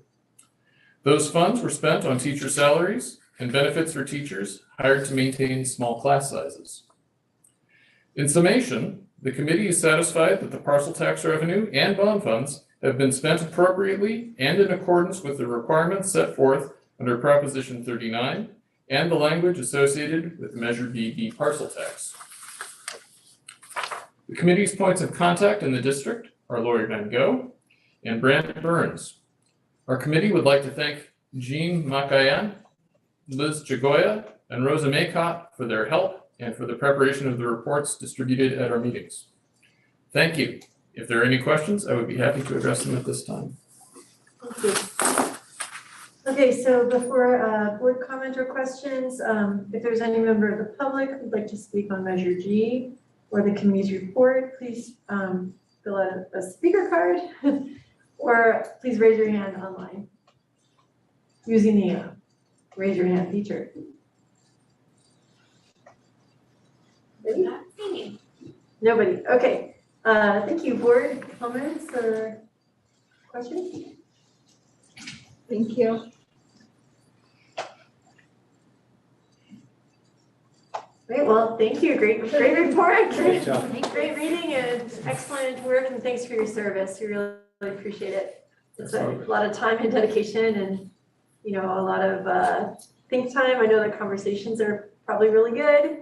And, you know, I just appreciate all the work you're doing. So thank you. Yeah, it's neat to see, you know, kind of how all the facilities work and how the staff makes it happen. So appreciate the opportunity. Thank you. Thanks so much. Okay. All right, we're on to item 9, review and discussion. 9A is the resolution on continuing Board of Education authority to hold virtual Board of Education meetings pursuant to AB 361. Dr. Gallagher. Yes. Okay. Board, some of you asked to have this put on the agenda for discussion.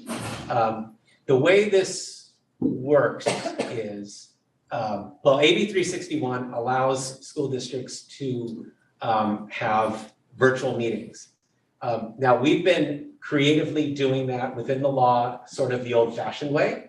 So the way we've been, for example, Nancy is participating remotely, which is completely within the law. The difference is that she has to announce every time she's not here. Any of us have to announce every time where we are. And also we're limited because that has to be in the agenda 72 hours prior to the meeting. It has occurred that someone had a sudden illness and that meant that they couldn't participate in the meeting because it wasn't noticed 72 hours in advance. If we were to take advantage of AB 361, we then would be able, that person would be able to participate in the future. We wouldn't have to, announce where everyone is for a particular meeting. We could take advantage of this assembly bill. So in the packet, we described some of the particulars about it. First of all, I believe that this legislation expires January 2023. I suppose there's a chance they could extend it again, but like that's the horizon for it at this moment. It has to be renewed every 30 days. So that's why even if we were to approve it, it's not on for approval today. But if it were on for approval today and we approved it today, it would only be good for 30 days. So it wouldn't help us in our August meetings because we don't have a meeting within 30 days. That would also be something we'd have to pay attention to now that I'm thinking of it throughout the year. If there's ever a period that's 30 days apart between meetings, I don't know if that happens, but maybe at the holidays it does. We'd have to be aware of that. So this is for your discussion. If we want to take advantage of this existing legislation, we could certainly do that. We would have to have the resolution in our first, well, whenever we want, but the soonest we could would be the first August meeting for it to take impact on the next meeting. So it's for you to discuss. Okay, so before we have board discussion, we'll just allow public comment. If there's any member of the public online who would like to ask a question or comment on this topic, please use the raised hand feature now. Okay, seeing none, board. Do you have any thoughts on this or? I mean, I think it's a generally good idea. I would say though that I think the idea, we want to try to be transparent, so when we can post where people are, I think that's still a helpful piece. I mean, I don't really feel strongly either way, right? I mean, so having this in place, if someone is sick but well enough to attend, it would allow them to attend and participate. Yeah. But I don't feel strongly one way or the other. I guess for me, I feel strongly that like I value when we can all be here in person. I think being here in person, I think that's initially like why they make it a little bit cumbersome. But you know, so I do value getting together for in-person meeting, just for the micro communications that are going on, you know, all the nonverbal communications, right? That are really much harder online, and just add more stress to the meeting. But just because COVID is still around, and the fact that you can have no symptoms but test positive, or have like just a few minor symptoms and be really dangerous to other people, like I think it's just safer to have that option. And you know, also just in the last week, I could just see where, you know, if I had not gotten notice in time, or I had to extend my trip or something, right? Like I just wouldn't be able to participate. So I just think it's a nice feature, and I like it that we have online, you know, in real time, you know, access for people anyway. So I don't know that many, we all have to publish our home address anyway, but just, I like this 72-hour flexibility in case something happened, right? I mean, you like being able to do it within 72 hours? Or you like the fact that? No, I like it that. Also the example, like what if she had to stay in Idaho longer, but she didn't find that out till yesterday, right? So then, in our current situation, she would have to miss the meeting with the resolution. And I get that. I mean, I guess I'm, you know, counterpoint. I too like more in person. If you have to, but like in case with Nancy, I mean, more long-term or other considerations, I get that too, you know, the planning ahead, and I don't mind that. But within 72 hours, I mean, I personally think if you're sick, be sick, rest. Don't get on the screen. I don't want that expectation that, oh, well, Jeff's sick, why don't you put a camera in your face and keep going? You know, I don't want that. Oh, no, and I totally agree with that. Like, if you're not well, like, you don't come. I think we all want everyone to take care of themselves, but it would drive me nuts. It would drive me nuts if someone said, like, just because of this rule, you can't go. Which is like that personally. I think it's I personally, if I wouldn't mind this as much, but the whole approving it every 30 days makes me wonder why. I think it's on consent, right? It's just the way the law was written. Yeah, but now it's like another thing to consider. Right. You know, like you were talking about how we have to brain it out a little bit, you know, like, do we approve it? What happens for the September meeting or August meeting when we have that July break? Are we gonna have a special meeting just so we can pass a consent agenda so that just in case somebody gets sick? Or is that August meeting gonna be like, oh, I'm sorry you got sick this month? Or I'm sorry that you got stuck in Idaho this month? No, I think the plan is it's really just, we're just talking about really the fall at this point. And so we're talking about in August, having it be on the agenda, and you can vote against it then. It doesn't, you know, it's totally fine, but the idea would be is it's just providing that extra flexibility month to month. And then once after we approve it, once it would go on consent, and we would just have to see it on the consent agenda. I guess I like my rules being simple. Yeah. And I prefer not to have a rule that has to be renewed every 30 days.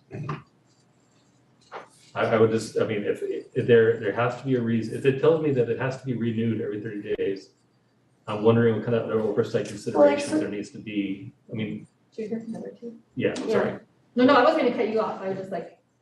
I don't think I'm saying anything. No, before we, I definitely want to hear from everyone else, but I also just want to say that like, that meeting that the board member missed was the superintendent evaluation meeting, right? And so like, if that board member wanted to participate in that, you know, I mean, like that's like a really important meeting. It wasn't possible, right? So, well, I think all the meetings have a Their own certain thing. importance to it. Sure. I think sometimes we go above and beyond to maneuver around other people's inability to be at meetings. Right. I mean, to a point where, you know, I think we should all be comfortable in the fact that, you know, the business of Sunnyvale School District Governing Board can continue with some exceptions. I mean, with some exceptional absences. You know, it's, you know, That's true. I agree. I mean, like I said, I understand your point. I get it. I agree. If you're stuck in an airport somewhere, I would love to have you like boot in here, but I just don't like the detail and the fact that we always have to be. What happens? I guess my question, and I didn't quite get this reading, but what happens if we didn't renew it and we did have that happen? The person would not, well, you can say. what Yeah, happened. then we'd be back to where we are like right now. The person wouldn't be able to participate. Well, what if they did? Because we didn't figure it out and we didn't approve it. We went a little beyond the 30 days. You're approving it for the next meeting. Right. But what if? I think he's saying somehow we slipped. If What- oversight what if we happened and we were not within our 30-day window and we did it, what are the consequences? I think you're translating. Yeah. Yeah. Well, then You don't go to jail. the person shouldn't participate in the meeting. It's What if they incumbent upon did? them. What if they did? What if there was an accident? We accidentally slipped up. Then you call DWK and the attorneys. Yeah. More money. No. But one more thing to be aware of, I think that's your point, right? It's just Right. more rules, more things to be aware More of. rules. Yeah, I get what you're Yeah. saying, I get what you're saying. And the other thing is, well, I think we could do it under consent. I would have to confirm that. Sure. It is a resolution that makes some statements that we have to believe in about the continuing emergency and everything Yeah, that says. in the maybe as resolution. long as an asymptomatic person has to be one of the people who are in an emergency. Yeah, that could be. Yeah. That's my personal feeling. That is. But should we hear from the other two? Yeah.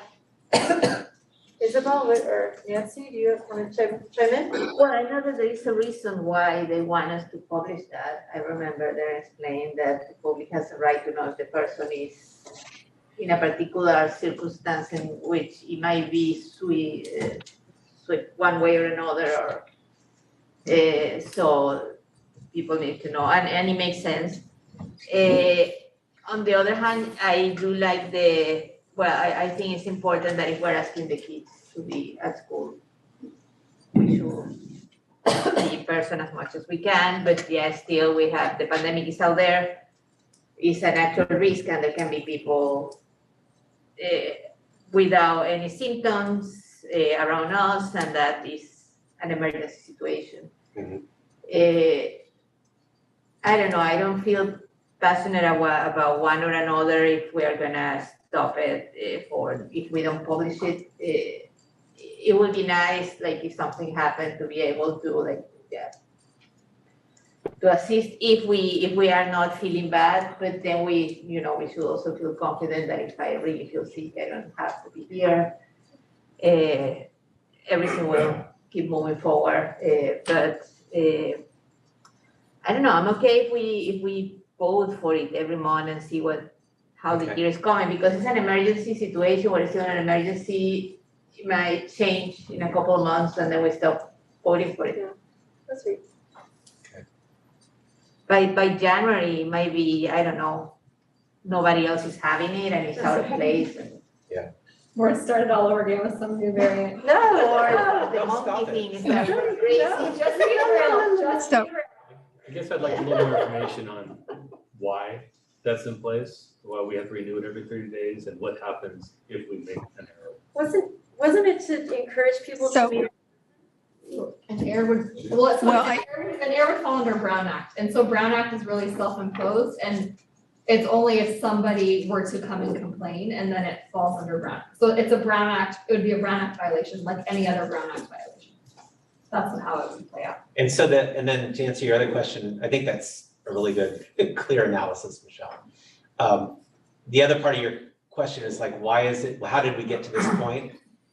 The legislature allowed for, under emergency, for all meetings to be virtual.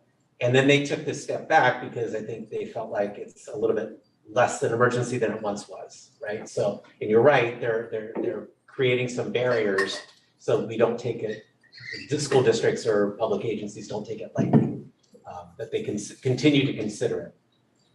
That's the best I can say. So in legislation. So I think that it's also a part of local control issues. It allows us to be mindful of what's happening locally rather because they've changed the paradigm of high risk, and masking is and other precautions are done relative to the local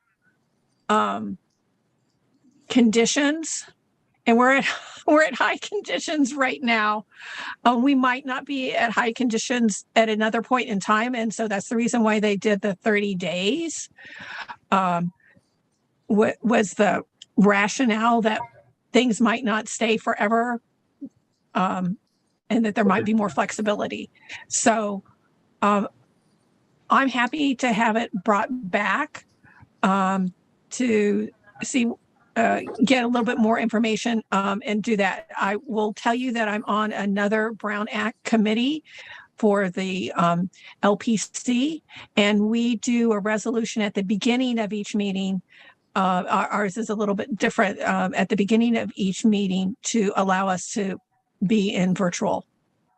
So we have to do it every single solitary meeting, saying that our intentionality is that we're allowing the meeting to occur virtually.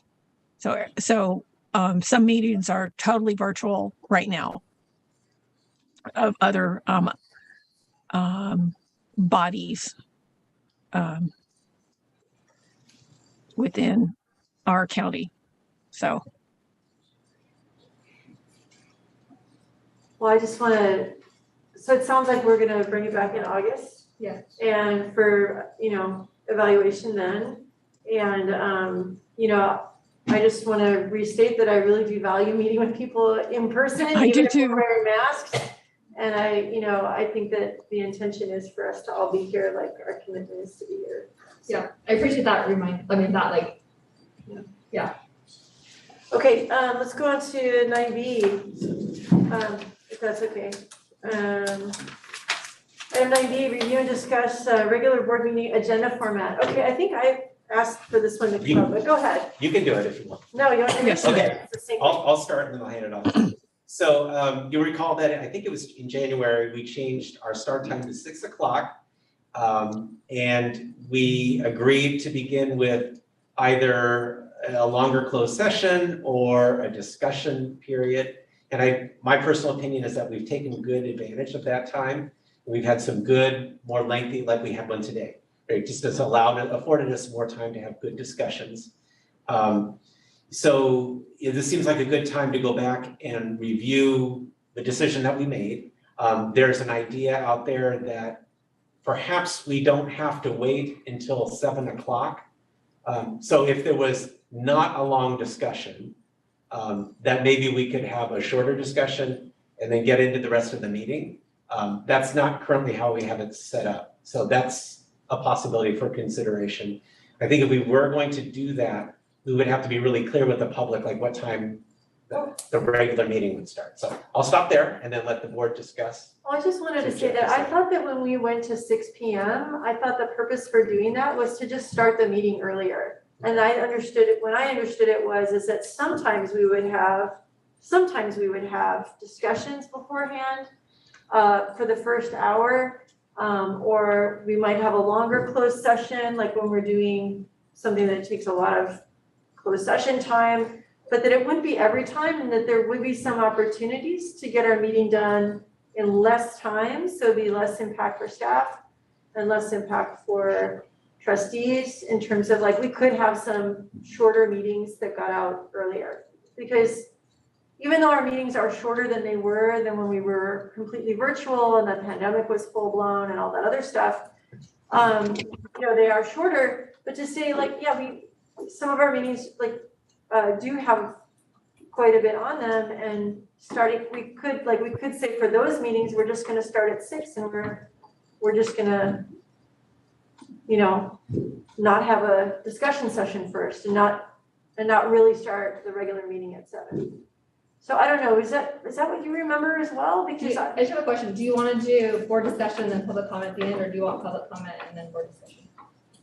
okay, oh, so yeah, so we could just, let's do public comment. If there's any member of the public who'd like to weigh in on this, thanks for reminding me to do it after.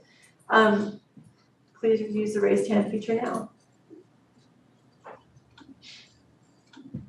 And there's none. Okay, so board, I'm not sure if I'm remembering this correctly. I just asked it to be a discussion item. Yeah, so I understood it the way we've been doing it, that it was the regular board meeting was always gonna start at, like, the regular portion was always gonna start at 7, but starting earlier would then allow more discussion. So when we got to the business stuff, because I think beforehand, because there wasn't a lot of discussion stuff, I think we were trying to jump discussion stuff into business, and it was spreading out. So that was my understanding, was that these intentional discussion times during the 6 to 7 hour would then allow the business stuff to go faster. And I think that has, like, I think it's been working. So I've been happy with how we've used it. And I think all except for one time, we've used that full hour plus. Like today, like we went over, like other things we wanted to go over. I think there was only one time where we sat for like 10 minutes. But we also, I think it's changed lots of times, but when I first got on the board, closed session would start at 6:30, right? Closed session started at 6:30. And a lot of times we would only have like a 5-minute closed session. And so then we would sit there for a long time. So that's partially kind of why we switched closed session time to the end, so that once closed session ended, we could just end the meeting as opposed to waiting, and then kind of brought it back, but in a different way or whatever. So I like how it's been. I don't know how there's stuff. Nancy, you have your hand up? Yes, I would be okay with just continuing the meeting to flow, and have closed session at the end of the meeting to try and avoid some gaps. We don't always need to have a discussion or other, and so on those particular times to start at 6. I think because we are streaming now, the public has more access, and they could participate at an earlier hour. We do have people coming at the 6 o'clock hour for public comments. I don't know.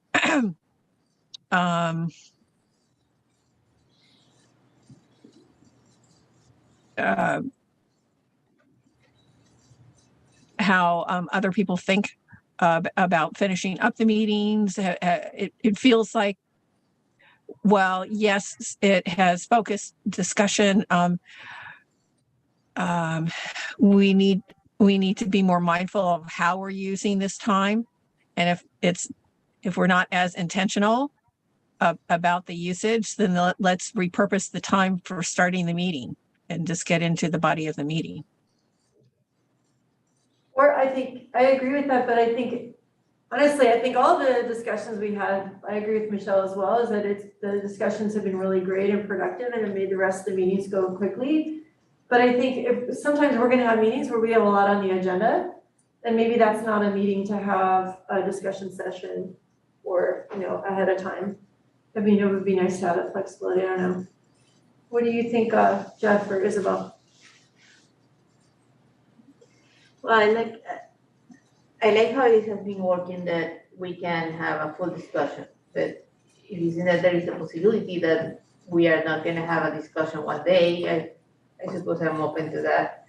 But I like how we've been able to focus on one topic and actually talk about something instead of being rushing during the meeting, because part of the agenda, and even if it's something important, then we cannot really discuss it in depth because we have too many things. Mm-hmm. So I like the fact that we can put in an hour only for that. But if there are months or days that we don't need to talk about anything, I suppose we should be flexible.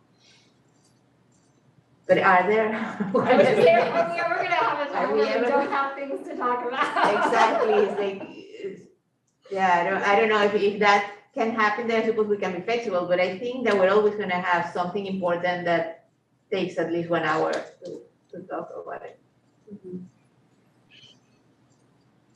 Jeff, what do you think? Nothing really to add.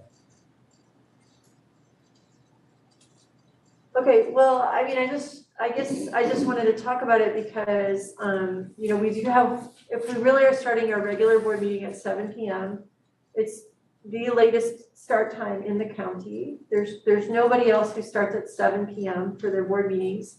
And I feel like, you know, when we have really long, if we are gonna have really long regular board meetings, which again, it hasn't been as much as it during the, you know, when we were online for school, or reinventing school, like every week it was a different thing. But at the same time, I mean, I think, you know, staff is here from early in the morning until whenever we're done. And so if we're really saying that, you know, we really want a study session before every time, it does impact them. And so, I mean, I'm just thinking that if we have some meetings, if we're looking at the calendar, like if I'm looking at the calendar with Mike and Nancy, we're doing our planning for the first part of the year, and then whoever's president and vice president for the second half of the year, it would just be nice to have that flexibility so that if we have a lot on the agenda, that we don't really, that we could start that meeting at 6. And so I'm not trying to like get out of talking about things. You all know I love talking about stuff, right? Like this is not my thing, but I'm just trying to give that flexibility for the whole team, and I'm wondering if if the board is okay with that. Yeah, I think we can be flexible. If there is a month when we have nothing to discuss, then that will happen. So I don't know how it works, Brown Act, to have different board meeting start times for the regular part of the board meeting. Well, I think we would, yeah, I think we would still, we would just say that the regular board meeting begins at 6 p.m. And it's either beginning with a discussion or with closed session or with business. So in terms of the Brown Act, that's okay. So it's not changing what we're doing. It's not. So, We actually have because I thought my understanding when we set it up this way was that we needed to communicate to everyone that the regular meeting starts at 7. Because also, right, when I wanted to like say, hey, let's continue for this longer, everyone's like, no, we have to start at 7 because that's when the regular meeting. So I'm just a little bit, this is sounding different than what we've talked about in the past. Yeah, I think as we were implementing it, we went through some machinations to get it just right. We realized it is just one meet, like tonight, it's just one meeting with a 6 o'clock start time. Now we want to try to be fair in communicating with the public, and that part's consistent. You know, like a lot of times people will come in for a topic at 6 o'clock and we're having a discussion about a completely different topic. We want to be clear to them. But it's currently we're having just one meeting with a 6 o'clock start time. I mean, I would argue that legally we have discretion now to do what Bridget is suggesting. But we need to be clear with each other. I want to check that too before we start doing things. Yeah, we certainly. Yeah. Okay. I would say so that, I mean, this is like less important to me than like the rule part. But my two, I think pushbacks are like 6 o'clock is a hard time when I have young kids with lots of things. And when it's a more casual first hour where I can eat, like, it sounds silly, but not having to prepare a meal and eat before I come, like makes a difference, right? And if we are starting our regular meeting at 6, then that means I have to like do, like, I don't feel comfortable like during the regular part of the business meeting, right? So like if that happens once a year or whatever, like doing that at 6, but if we start having our regular part happen at 6 more often, then that will be hard for me. And I would then turn around and say, if we're gonna start early, if we're gonna start regular meetings right at 6, then I want to do it at 6:30 or 7. So I'm just kind of throwing that. And I think that's fair. The board will reconnect anyway in November because we will have a different board composition then, and we need to see what works for everybody. And we've needed to change that even in the middle of the year too, as people's jobs have changed and they have different working hours and such. So I can certainly be flexible in those particular regards. Yeah, and I think about the last piece I think would be also, I don't know if there's rules about closed session always has to be at a certain time or not, but I think, like if it's a short closed session, I don't mind it at the end, but when we are trying to do our important closed sessions about superintendent evaluation, that needs to be at the beginning, right? That's definitely been way more effective, having, where we need like, to be real, like when we need our good brain power on, we need that not to be at the end of our meeting and at the beginning of our meeting. I agree. And that's, I think that'd be kind of, those are my main concerns about kind of changing things up a little bit. Okay. Well, I'm glad we had that discussion. Yeah. That's good. Okay, thank you. All right, we are on to item 10, review and action. Adopting 10A is adoption of the 2022 local control and accountability plan and California local indicators. Dr. Dean. All right. Thank you, board. Just coming to you with the actual final version of our recommended plan to be submitted to the county. This does include the educational partners input that we've gotten from them. It includes the recommended suggestions that the board presented to us in the last update before finalizing our plan. And so we're coming this evening in order to get final approval in order for our final update of our LCAP plan to be presented to the county for our first year update on a 3-year plan. Okay, if there's any member of the public who wishes to speak on this item, please use the raise hand feature now. Okay, seeing none, board, we need a motion. I move that to approve and adopt the 2022 Sunnyvale School District Local Control and Accountability Plan and California Local Indicators. I second. Okay, any questions or comments? Just we said this, multiple times, but appreciate all the hard work by, this is pretty much takes everybody to put the LCAP together. So appreciate everyone's efforts. Thank you. Absolutely. This is like an understatement. Right. Okay, all those in favor? Aye. Aye. Aye. The chair votes aye, the motion passes. Thank you.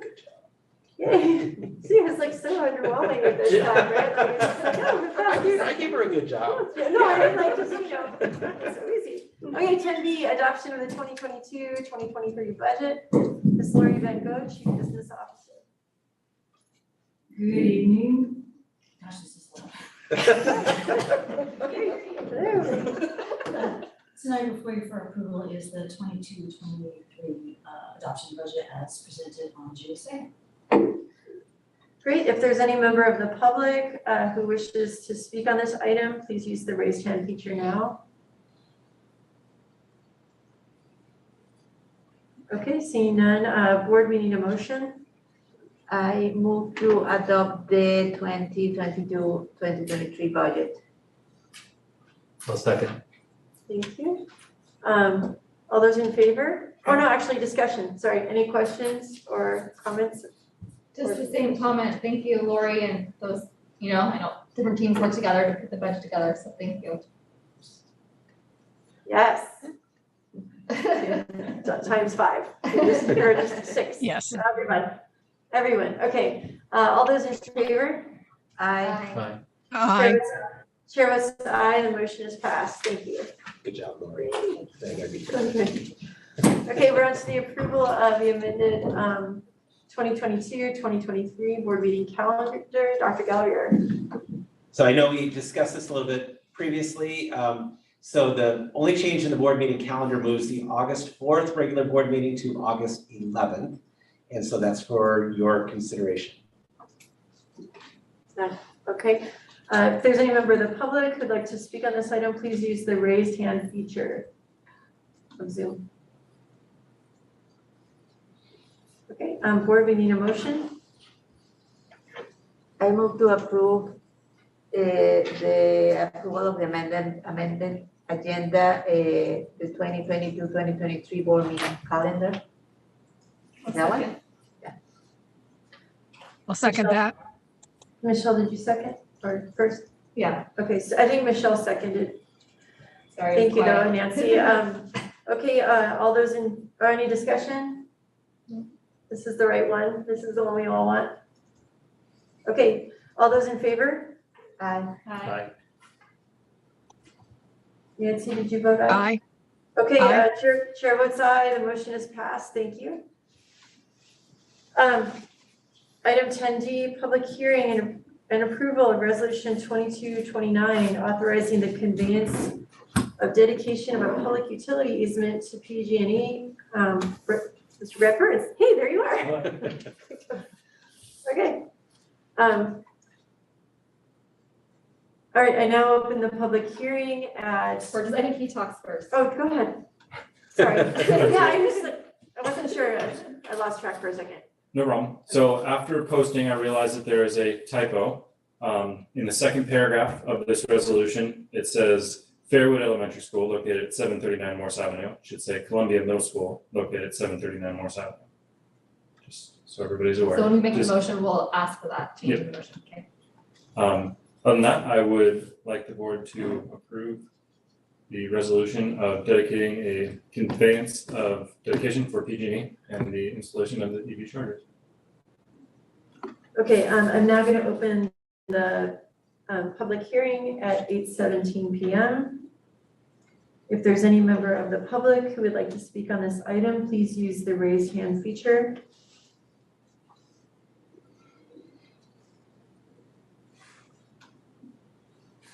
Okay, I think we should, I actually see that my minute hand is turned, so it is 8:18 and I'm closing the public hearing. Any discussion from the board? I move that we adopt resolution 2229, intention to dedicate a public utility easement with the change in the resolution to say Columbia Middle School instead of Fairwood Elementary School. I'll second that. Okay, I think Isabel seconded first. So thank you. Any discussion from the board? Thank you. Yeah, okay, great. Thank you very much.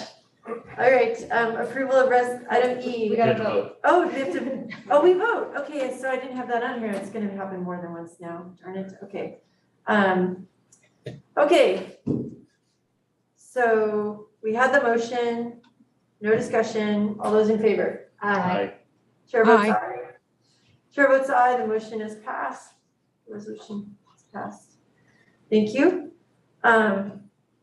Item E, approval of resolution R2227 in the matter of action on gun-related violence prevention. Dr. Gallagher.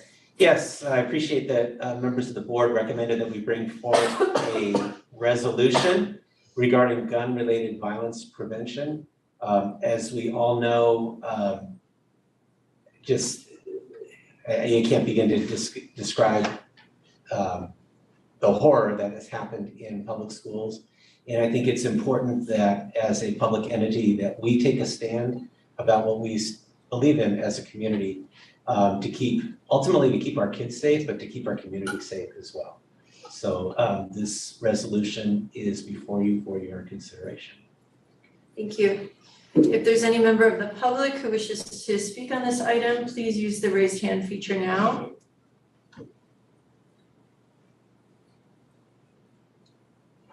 Okay, seeing none, board, we need a motion. I move to approve the resolution of the R2227 in the matter of action on gun-related violence prevention.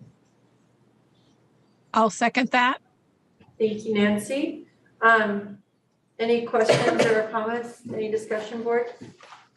I just want to I love it and it's great, but I just want to, I think, because I feel really strongly about this, I just want to call out and echo that I specifically, right, the part about, not just background checks, but assault rifles.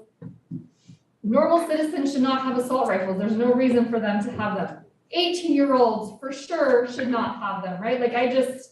feel very strongly, and I'm so grateful we're doing this, but I just wanted to specifically like go on record saying amen to the things we put in this resolution. I agree. Go ahead.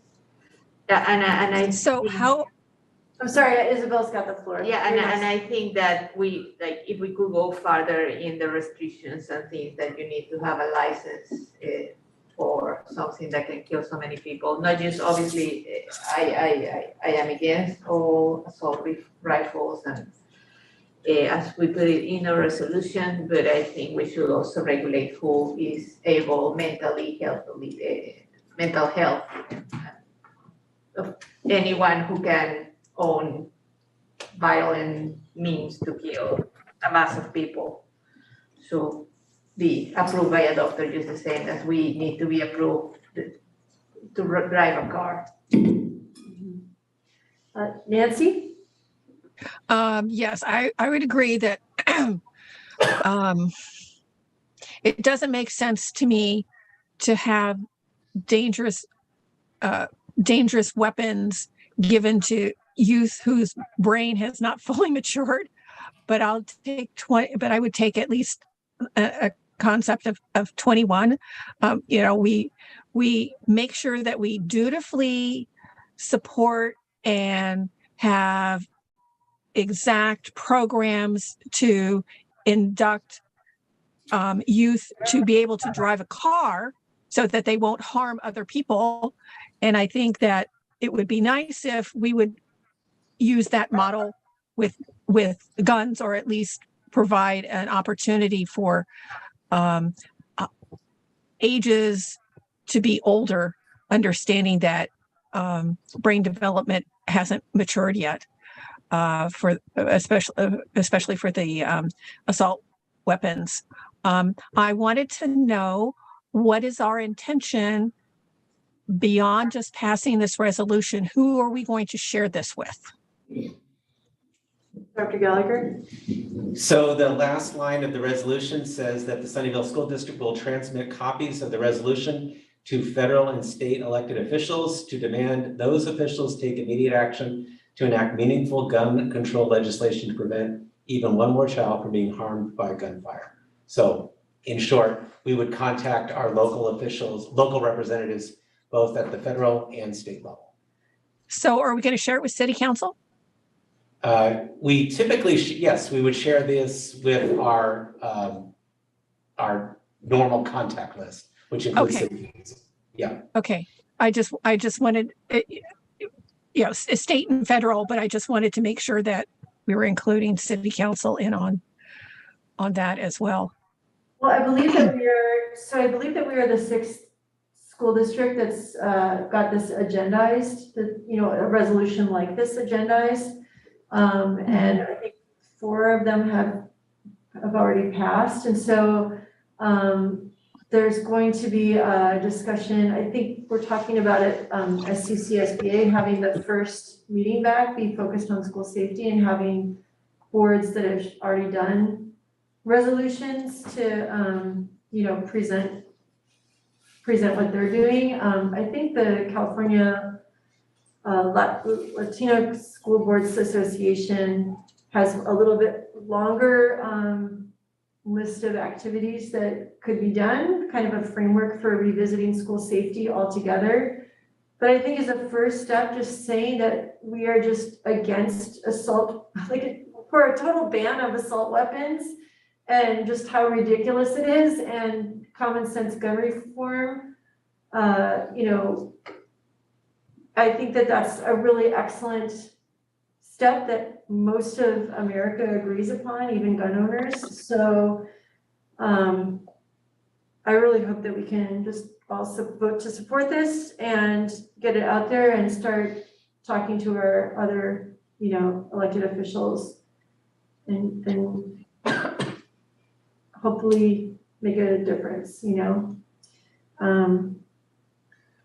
think it's very ridiculous that we have to actually, I'm glad we're saying it. I think it's really ridiculous we have to state that our staff and students have the right to attend school and live in a community free from fear of death and injury. I mean, Yeah. it's because that is a real thing that's hovering over a lot of people's minds. I mean, that's breaks my heart that that's happening.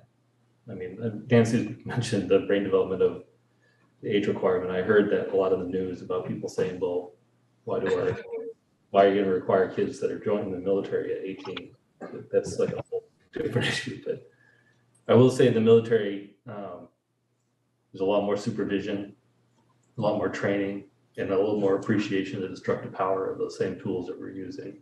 And I think that's drilled well into our minds too, and that we don't take that lightly. And but that mentality of being able to turn that stuff onto our, just children is awful.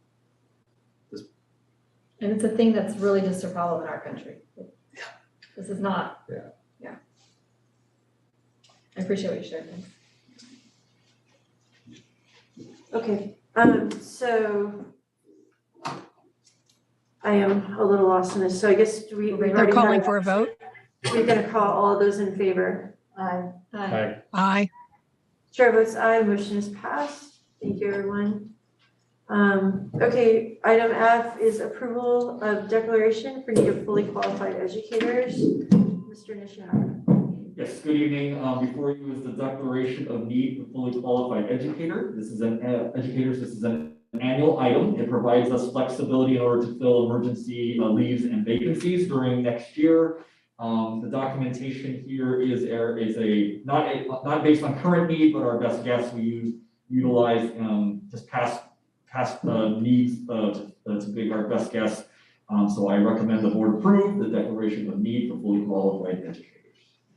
Okay, if there's any member of the public who wishes to speak on this item, please use the raised hand feature now.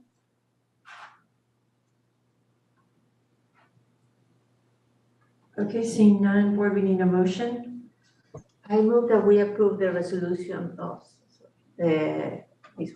The resolution R2231 for education, education projection account. I approve the declaration of a need for fully qualified educators. Maybe you're on a different agenda. It's item F.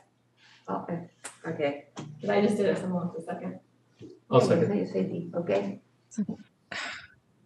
Okay, sorry, Michelle made the motion and Jeff seconded. Okay, thanks. Board, any questions or comments about this?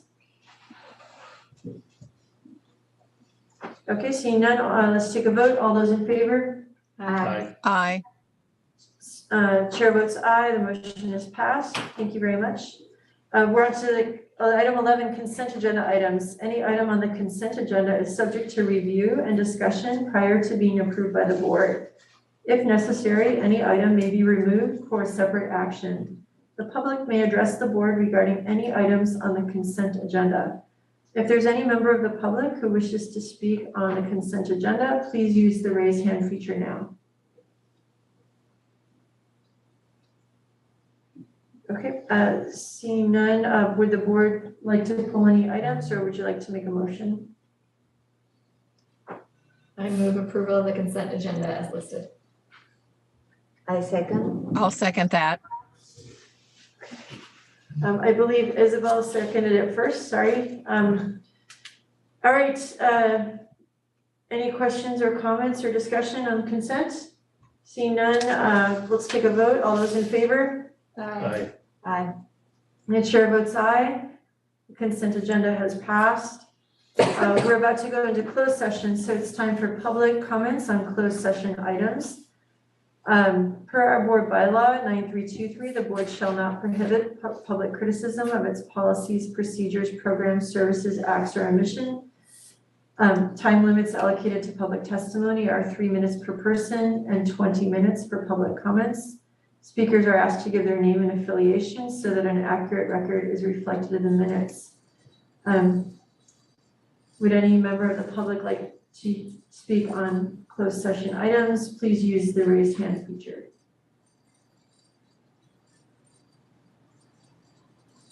Okay, seeing none. It is 8:31 and we will convene to closed session. Thank you.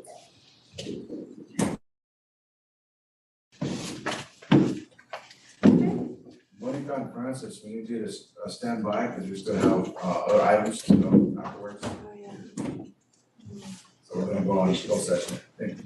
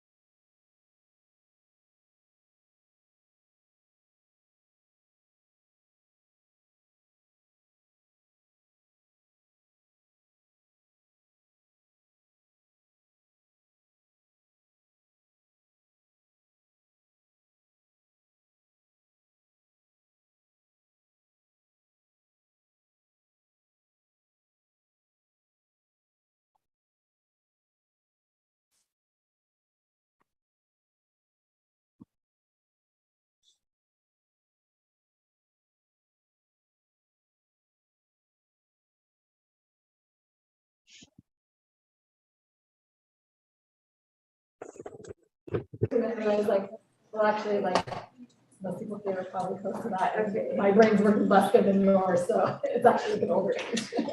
Okay, it is 8:53 and we are reconvening to open session.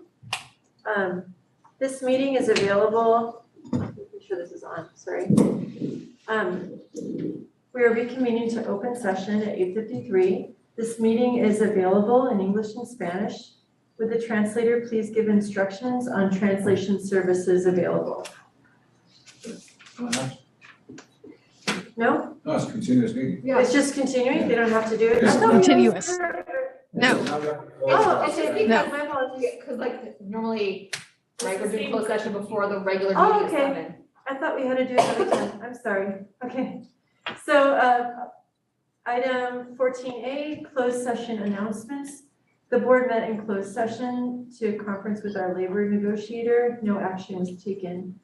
We're on to item 15. 15A is the approval of a tentative agreement between Sunnyvale School District and the Sunnyvale Education Association, and the public disclosure of the financial input in accordance with AB 1200. Mr. Nishikara. Yes, it is my pleasure to bring to you the tentative agreement reached between the Sunnyvale School District and the Sunnyvale Education Association over 4 bargaining sessions this spring. As you can see in the item, there are a number of articles. I just wanted to highlight a couple that we were especially proud of, working together in a collaborative just joint way through the interest-based bargaining process. Would be, the first article is Article 20. It's a new article that we, given the board's push for equity and inclusion, we've now highlighted Article 20 as an exclusive inclusion article. It used to be buried, interestingly, under class size. But both parties felt that it's now important to start to adjust our structures to meet some of the interests that we're talking about moving forward with inclusion and equity. The other item was the Article 12, the certificated employee evaluation. Both parties had an interest in refining and clarifying our evaluation process to really be viewed as a professional growth tool. And so we've made some significant changes and clarifying of the process to the actual instrument. So we're very extremely happy about that. And as the board directed, we were thinking for reinvention and creative ways. Not listed here, already approved was the MOU regarding SBC students being placed on next year's Gen Ed rosters. That's just one example of the byproduct of the interest-based process of how other options come up. We were able to take care of that and put that forward, and you approved that in a prior meeting, but just wanted to make sure that that was tied back to our negotiation process. A huge thank you to SEA and the district negotiation team. And I am so proud to bring this to you. I think we are the first district in the county to settle for the 3-year time frame that's presented for you. So it is my recommendation that the Board of Education approve the tentative agreement between the Sunnyvale School District and Sunnyvale Education Association presented. Thank you. If there's any member of the public who wishes to speak on this item, please use the raised hand feature now. Okay, board, we need a motion. I move approval of the tentative agreement between the Sunnyvale School District and the Sunnyvale Education Association and the public disclosure of the financial input in accordance with AB 1200. I'll second. Thank you. Board, any discussion? Great work. Thank you. Great work, exciting. And I'll just sort of reiterate, I probably said this before, but so Jeremy referenced 4 meetings, which is amazing for like even a 1-year agreement, that they could accomplish that in 4 meetings. But really it wasn't 4 meetings. Really, this is the relationship between the leadership of SCA, which we need to acknowledge, and Jeremy and his team with Mary Beth and the principals that were involved, that has been happening really since the beginning of the pandemic, where they've been meeting every single week, sometimes more than that, building trust, building relationships, to where when we came to the table, SEA said, we want a 3-year closed agreement, because we believe in the trust and we want to continue to build the trust. And I think you've already met a couple times since this TA. Yeah, that is correct. We're continuing that. Yeah, so anyway, I just want to thank Jeremy and the leadership of SCA. This is just a testimony to the relationship that's been built. Excellent, thank you. Okay, all those in favor? Aye. Aye. Chair votes aye, the motion's passed. Thank you, everyone. Item B, the tentative agreement between Sunnyvale School District and California School Employees Association, CSEA, and the public disclosure of the financial input in accordance with AB 1200. Mr. Nishihara. Yes, similarly, before you is a 3-year tentative agreement between the Sunnyvale School District and the California School Employees Association. We were meeting concurrently over the spring, which was, again, kind of amazing that we were able to accomplish what we did. But again, just as with SCA, CSCA were great partners in the process. We were able to utilize subcommittees to meet in between. And again, everyone had a forward-looking positive attitude. So we met over 3 times over the spring. Basically, we were alternating between SCA, CSCA, back to SCA. And so again, just there was a lot of work going on in the spring on both sides, so really appreciated that. I neglected to mention in the SCA agreement that the pay and allowance is something we're quite pleased with to offer our employees. A wage that is assists us in recruitment and retention, as well as maintains our competitive edge in the county for hiring. Again, just for the record, that is 7% for the 22-23 school year, 5% for the 23-24, and 3% in the 24-25 school year. Just like with SCA, CSCA, there are 2 articles that we are pretty pleased with. The first one is Article 22, evaluation. Similarly to SCA, we also had a shared interest with CSCA to clarify and really make the evaluation process forward-looking, and really spent some time working with the 2 processes for our classified staff on the evaluation side, so quite pleased with that. Also, Article 25, which is professional growth. There's a underutilized article in the classified contract that provides professional growth for classified employees, so we really work to refine that and are going to highlight that to bring additional resources to our classified employees. Lastly, there were a number of range increases that we were able to bring as part of our reorg. One would like to highlight is our newly formed, Bridget, I almost said formed, our newly formed food service department, where we were able to consolidate a couple of job classifications together. And now there's a nice hierarchy with higher pay across the board, and we're committed to continuing to work with all classifications on CSCA side to make sure we're able to professionalize we're going to professionalize the profession, Bridget. Nice. Okay, thank you. Excellent. Thank you. So it is my recommendation that the board approve the tentative agreement between the Sunnyvale School District and California School Employees Association. Great words, lots of wording there. Excellent. Okay. All right, so I've even lost track of where we are now. I think it's public comment. If there's any member of the public who wishes to speak on this item, please use the raise hand feature now.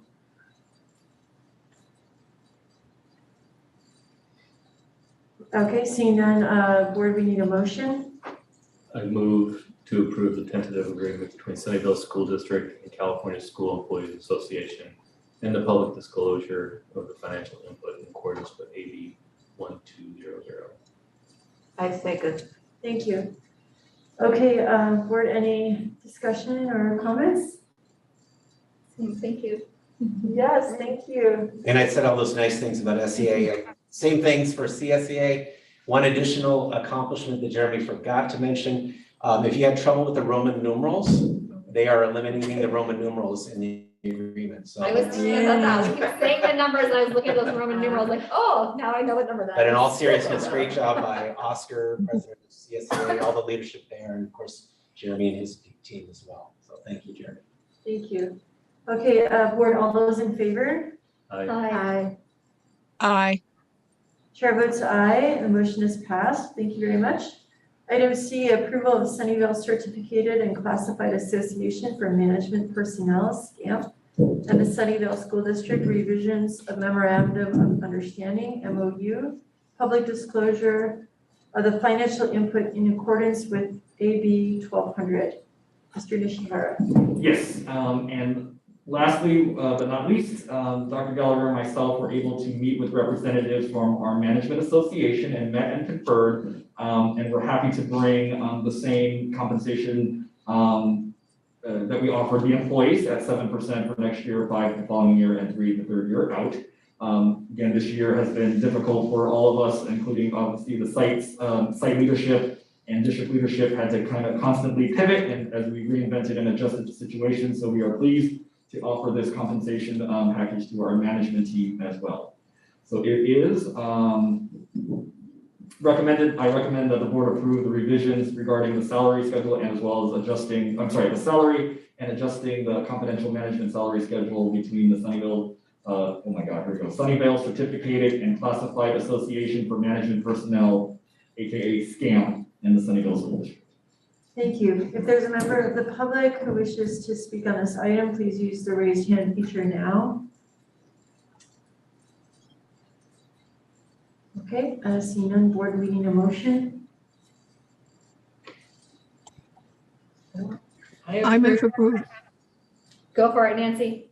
I move approval of the Sunnyvale Certificated and Classified Association for Management Personnel, SCAMP, and the Sunnyvale School District revisions of the Memorandum of Understanding, the public disclosure of financial input in accordance with AB 1200. I'll second. Thanks, Michelle. Okay, any questions, comments, or discussion? Thanks. Exciting that we could come to this agreement. Thank you. Okay, all those in favor? Aye. Aye. Chair votes aye. Motion is passed. Thank you. Okay, now we're into the longer ones. It's the verbal summary of compensation package offered to the Assistant Superintendent of Human Resources and Information Systems, Dr. Gallagher. Okay, buckle up. Government Code Section 54953C3 requires executive compensation to be orally summarized in open session before it's approved by the board. The Assistant Superintendent of Human Resources and Information Systems salary will be a base salary of $282,577.95 for 22-23, $305,531.10 for 23-24 school years. The contract includes a one-step increment each year of the contract. One-step increment shall be equal to 2.3% of the base salary during the prior contract year. Annual cell phone stipend will be $600. Assistant Superintendent is required to possess and maintain an automobile to be used for travel and the performance of his regularly assigned duties throughout the district and the county of Santa Clara, for which he will receive a flat monthly car allowance of $535. The Assistant Superintendent of Human Resources and Human Resources and Information Systems shall be eligible to participate, but not required to participate at his own expense in the insurance plans, medical, dental, and vision made available to the board to district employees pursuant to section 22119.2A5 of the Education Code and section 125 of the Internal Revenue Code. Assistant Superintendent of Human Resources and Information Systems shall receive a fully paid life insurance program with a benefit amount of $100,000. The district shall pay the annual dues or fees for a total of 2 associations, state or national, to which the Assistant Superintendent of Human Resources and Information Systems belongs for the purposes related to his duties as Assistant Superintendent, and 1 local service or community club as approved by the superintendent. Okay, thank you very much. That was just informational, That's correct? just information. Okay, so for informational items, we still take public comment, is that correct? Sure. Okay, if there's a member of the public who would like to speak on this item, please use the raised hand feature. Okay, seeing none, board, any discussion? No, and so we have no action, correct? No. And then my only comment might be that the person translating might need you to go slower, even though that was excellent. Very Well, fast reading. in the board packet, can I not read along? Well, But they're it's not in translating. Spanish. So just, but it I was really trying to- sounded great. I was trying to do it as fast as I can, and now I I know. realized that was a mistake. No, So I'm just saying, sorry. it was great Sorry, reading. Francis. It was I'm great sorry. reading, but I just was, I looked over and I was. She was like, yeah, I'm sorry. Okay, but that was excellent. So, but we're on to item E. Item E. So I have before you the contract for the classified assistant superintendent of human resources and information systems that I recommend for approval. Okay, if there's any member of the public who would like to speak on this item, please use the raised hand feature now. Nope, seeing none. Board, we need a motion. I move approval of the classified assistant superintendent of human resources and information systems employment contract and salary schedule as presented. I second. Thank you. Any discussion? No, okay, all those in favor? Aye. Aye. The chair votes aye, the motion is passed. Okay, item F, the verbal summary of the compensation package offered to the Chief Teaching and Learning Officer, Dr. Gallagher. Go slow. Take your time. All right. Government Code, Section 54953C3 requires executive compensation to be orally summarized in open session before it's approved by the board. The Chief Teaching and Learning Officer's salary will be a base salary of $308,197.62 for 22-23 and $331,080.47 for 23-24. The contract includes a one-step increment each year of the contract. An annual cell phone stipend will be $600. The Chief Teaching and Learning Officer is required to possess and maintain an automobile to be used for travel in the performance of her regularly assigned duties throughout the district and the county of Santa Clara, for which she will receive a flat monthly car allowance of $535. The Chief Teaching and Learning Officer shall be eligible to participate, but is not required to participate at her own expense in the insurance plans, medical, dental, and vision made available by the board to district employees pursuant to section 22119.2A5 of the Education Code and section 125 of the Internal Revenue Code. The Chief Teaching and Learning Officer shall receive a fully paid term life insurance program with a benefit amount of $100,000. The district shall pay the annual dues or fees for a total of 2 associations, state or national, to which the Chief Teaching and Learning Officer belongs for the purposes related to her duties as Chief Teaching and Learning Officer, and 1 local community club as approved by the superintendent.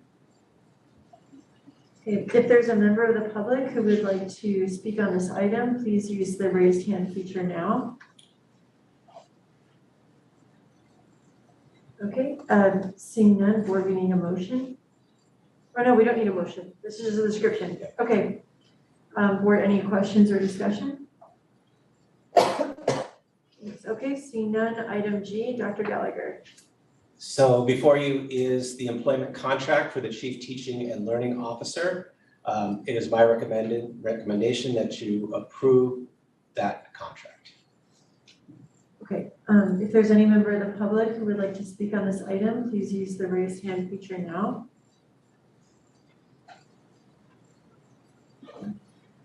Board, we need a motion. I move that we approve the Chief of Business Officer. No. Teaching and Learning. The one at the, Yeah. the Chief Teaching and Learning Officer employment contract. I'll second. Thanks, Jeff. Okay, board, any discussion? Nope, okay, all those in favor? Aye. Nancy, do you vote aye? Aye. Okay, thank you. The chair votes aye, and the motion is passed. Okay, item H, the verbal summary of compensation package to the Chief Business Officer, Dr. Gallagher. Thank you. Government Code Section 54953C3 requires executive compensation to be orally summarized in open session before its approval by the board. The chief business officer's salary will be a base salary of $282,577.95 for 22-23 and $303,531.10 for 2023-24 school years. The contract includes a one-step increment each year of the contract. One-step increment shall be equal to 2.3% of the base salary during the prior contract year. An annual cell phone stipend will be $600. The chief business officer is required to possess and maintain an automobile to be used for travel and the performance of her regularly assigned duties throughout the district and the county of Santa Clara, for which she will receive a flat monthly car allowance of $535. The chief business officer shall be eligible to participate, but is not required to participate at her own expense in the insurance plans, medical, dental, vision made available by the board to district employees pursuant to section 22119.2A5 of the Education Code and section 125 of the Internal Revenue Code. The chief business officer shall receive a fully paid term life insurance program with a benefit amount of $100,000. The district shall pay the annual dues or fees for a total of 2 associations, state or national, to which the chief business officer belongs for purposes related to her duties as chief business officer, and 1 local service community or community club as approved by the superintendent. Thank you. If there's any member of the public who wishes to speak on this item, please use the raised hand feature now. Okay, see none. Board, any discussion? Okay, thanks for the information. Item I, approval of chief business officer employment contract and salary schedule. Dr. Gallagher. So it is my recommendation that you approve the contract before you for the chief business officer. Thank you. If there's a member of the public who wishes to speak on this item, please use the raised hand feature now. Seeing none, board meeting a motion. I move to approve the chief business officer employment contract as presented. I'll second. Thank you. Any question, comments, or discussion? Seeing none, all those in favor? Aye. Aye. Chair votes aye. The motion is passed. Item J, here we go. A verbal summary of the compensation package offered to the superintendent. This one is me reading, so I'll try to go at my awesome pace. Okay, but the scrolling, there we go. Sorry, it's not wanting to scroll up. Would you like me to read it? Oh, sure. Yeah. Government Code Section 54953C3 requires executive compensation to be orally summarized in open session before it's approved by the board. The superintendent's salary will be a base salary of $348,609.39 for the 2022-2023 and $374,458.78 for the 2023-2024 and $394,563.47 for the 2024-2025 school years. Contract includes a one-step increment for each year of the contract. One-step increment shall be equal to 2.3% of the base salary during the prior contract year. An annual cell phone stipend will be $600.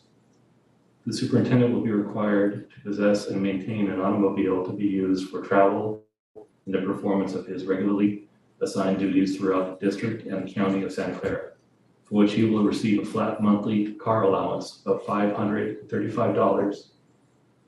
The superintendent shall be eligible to participate, but is not required to participate at his own expense in the insurance plans, medical, dental, and vision made available by the board to the district employees pursuant to section 22119.2A5 of the Education Code and Section 125 of the Internal Revenue Code. The superintendent shall receive a fully paid term life insurance program with a benefit amount of $135,000.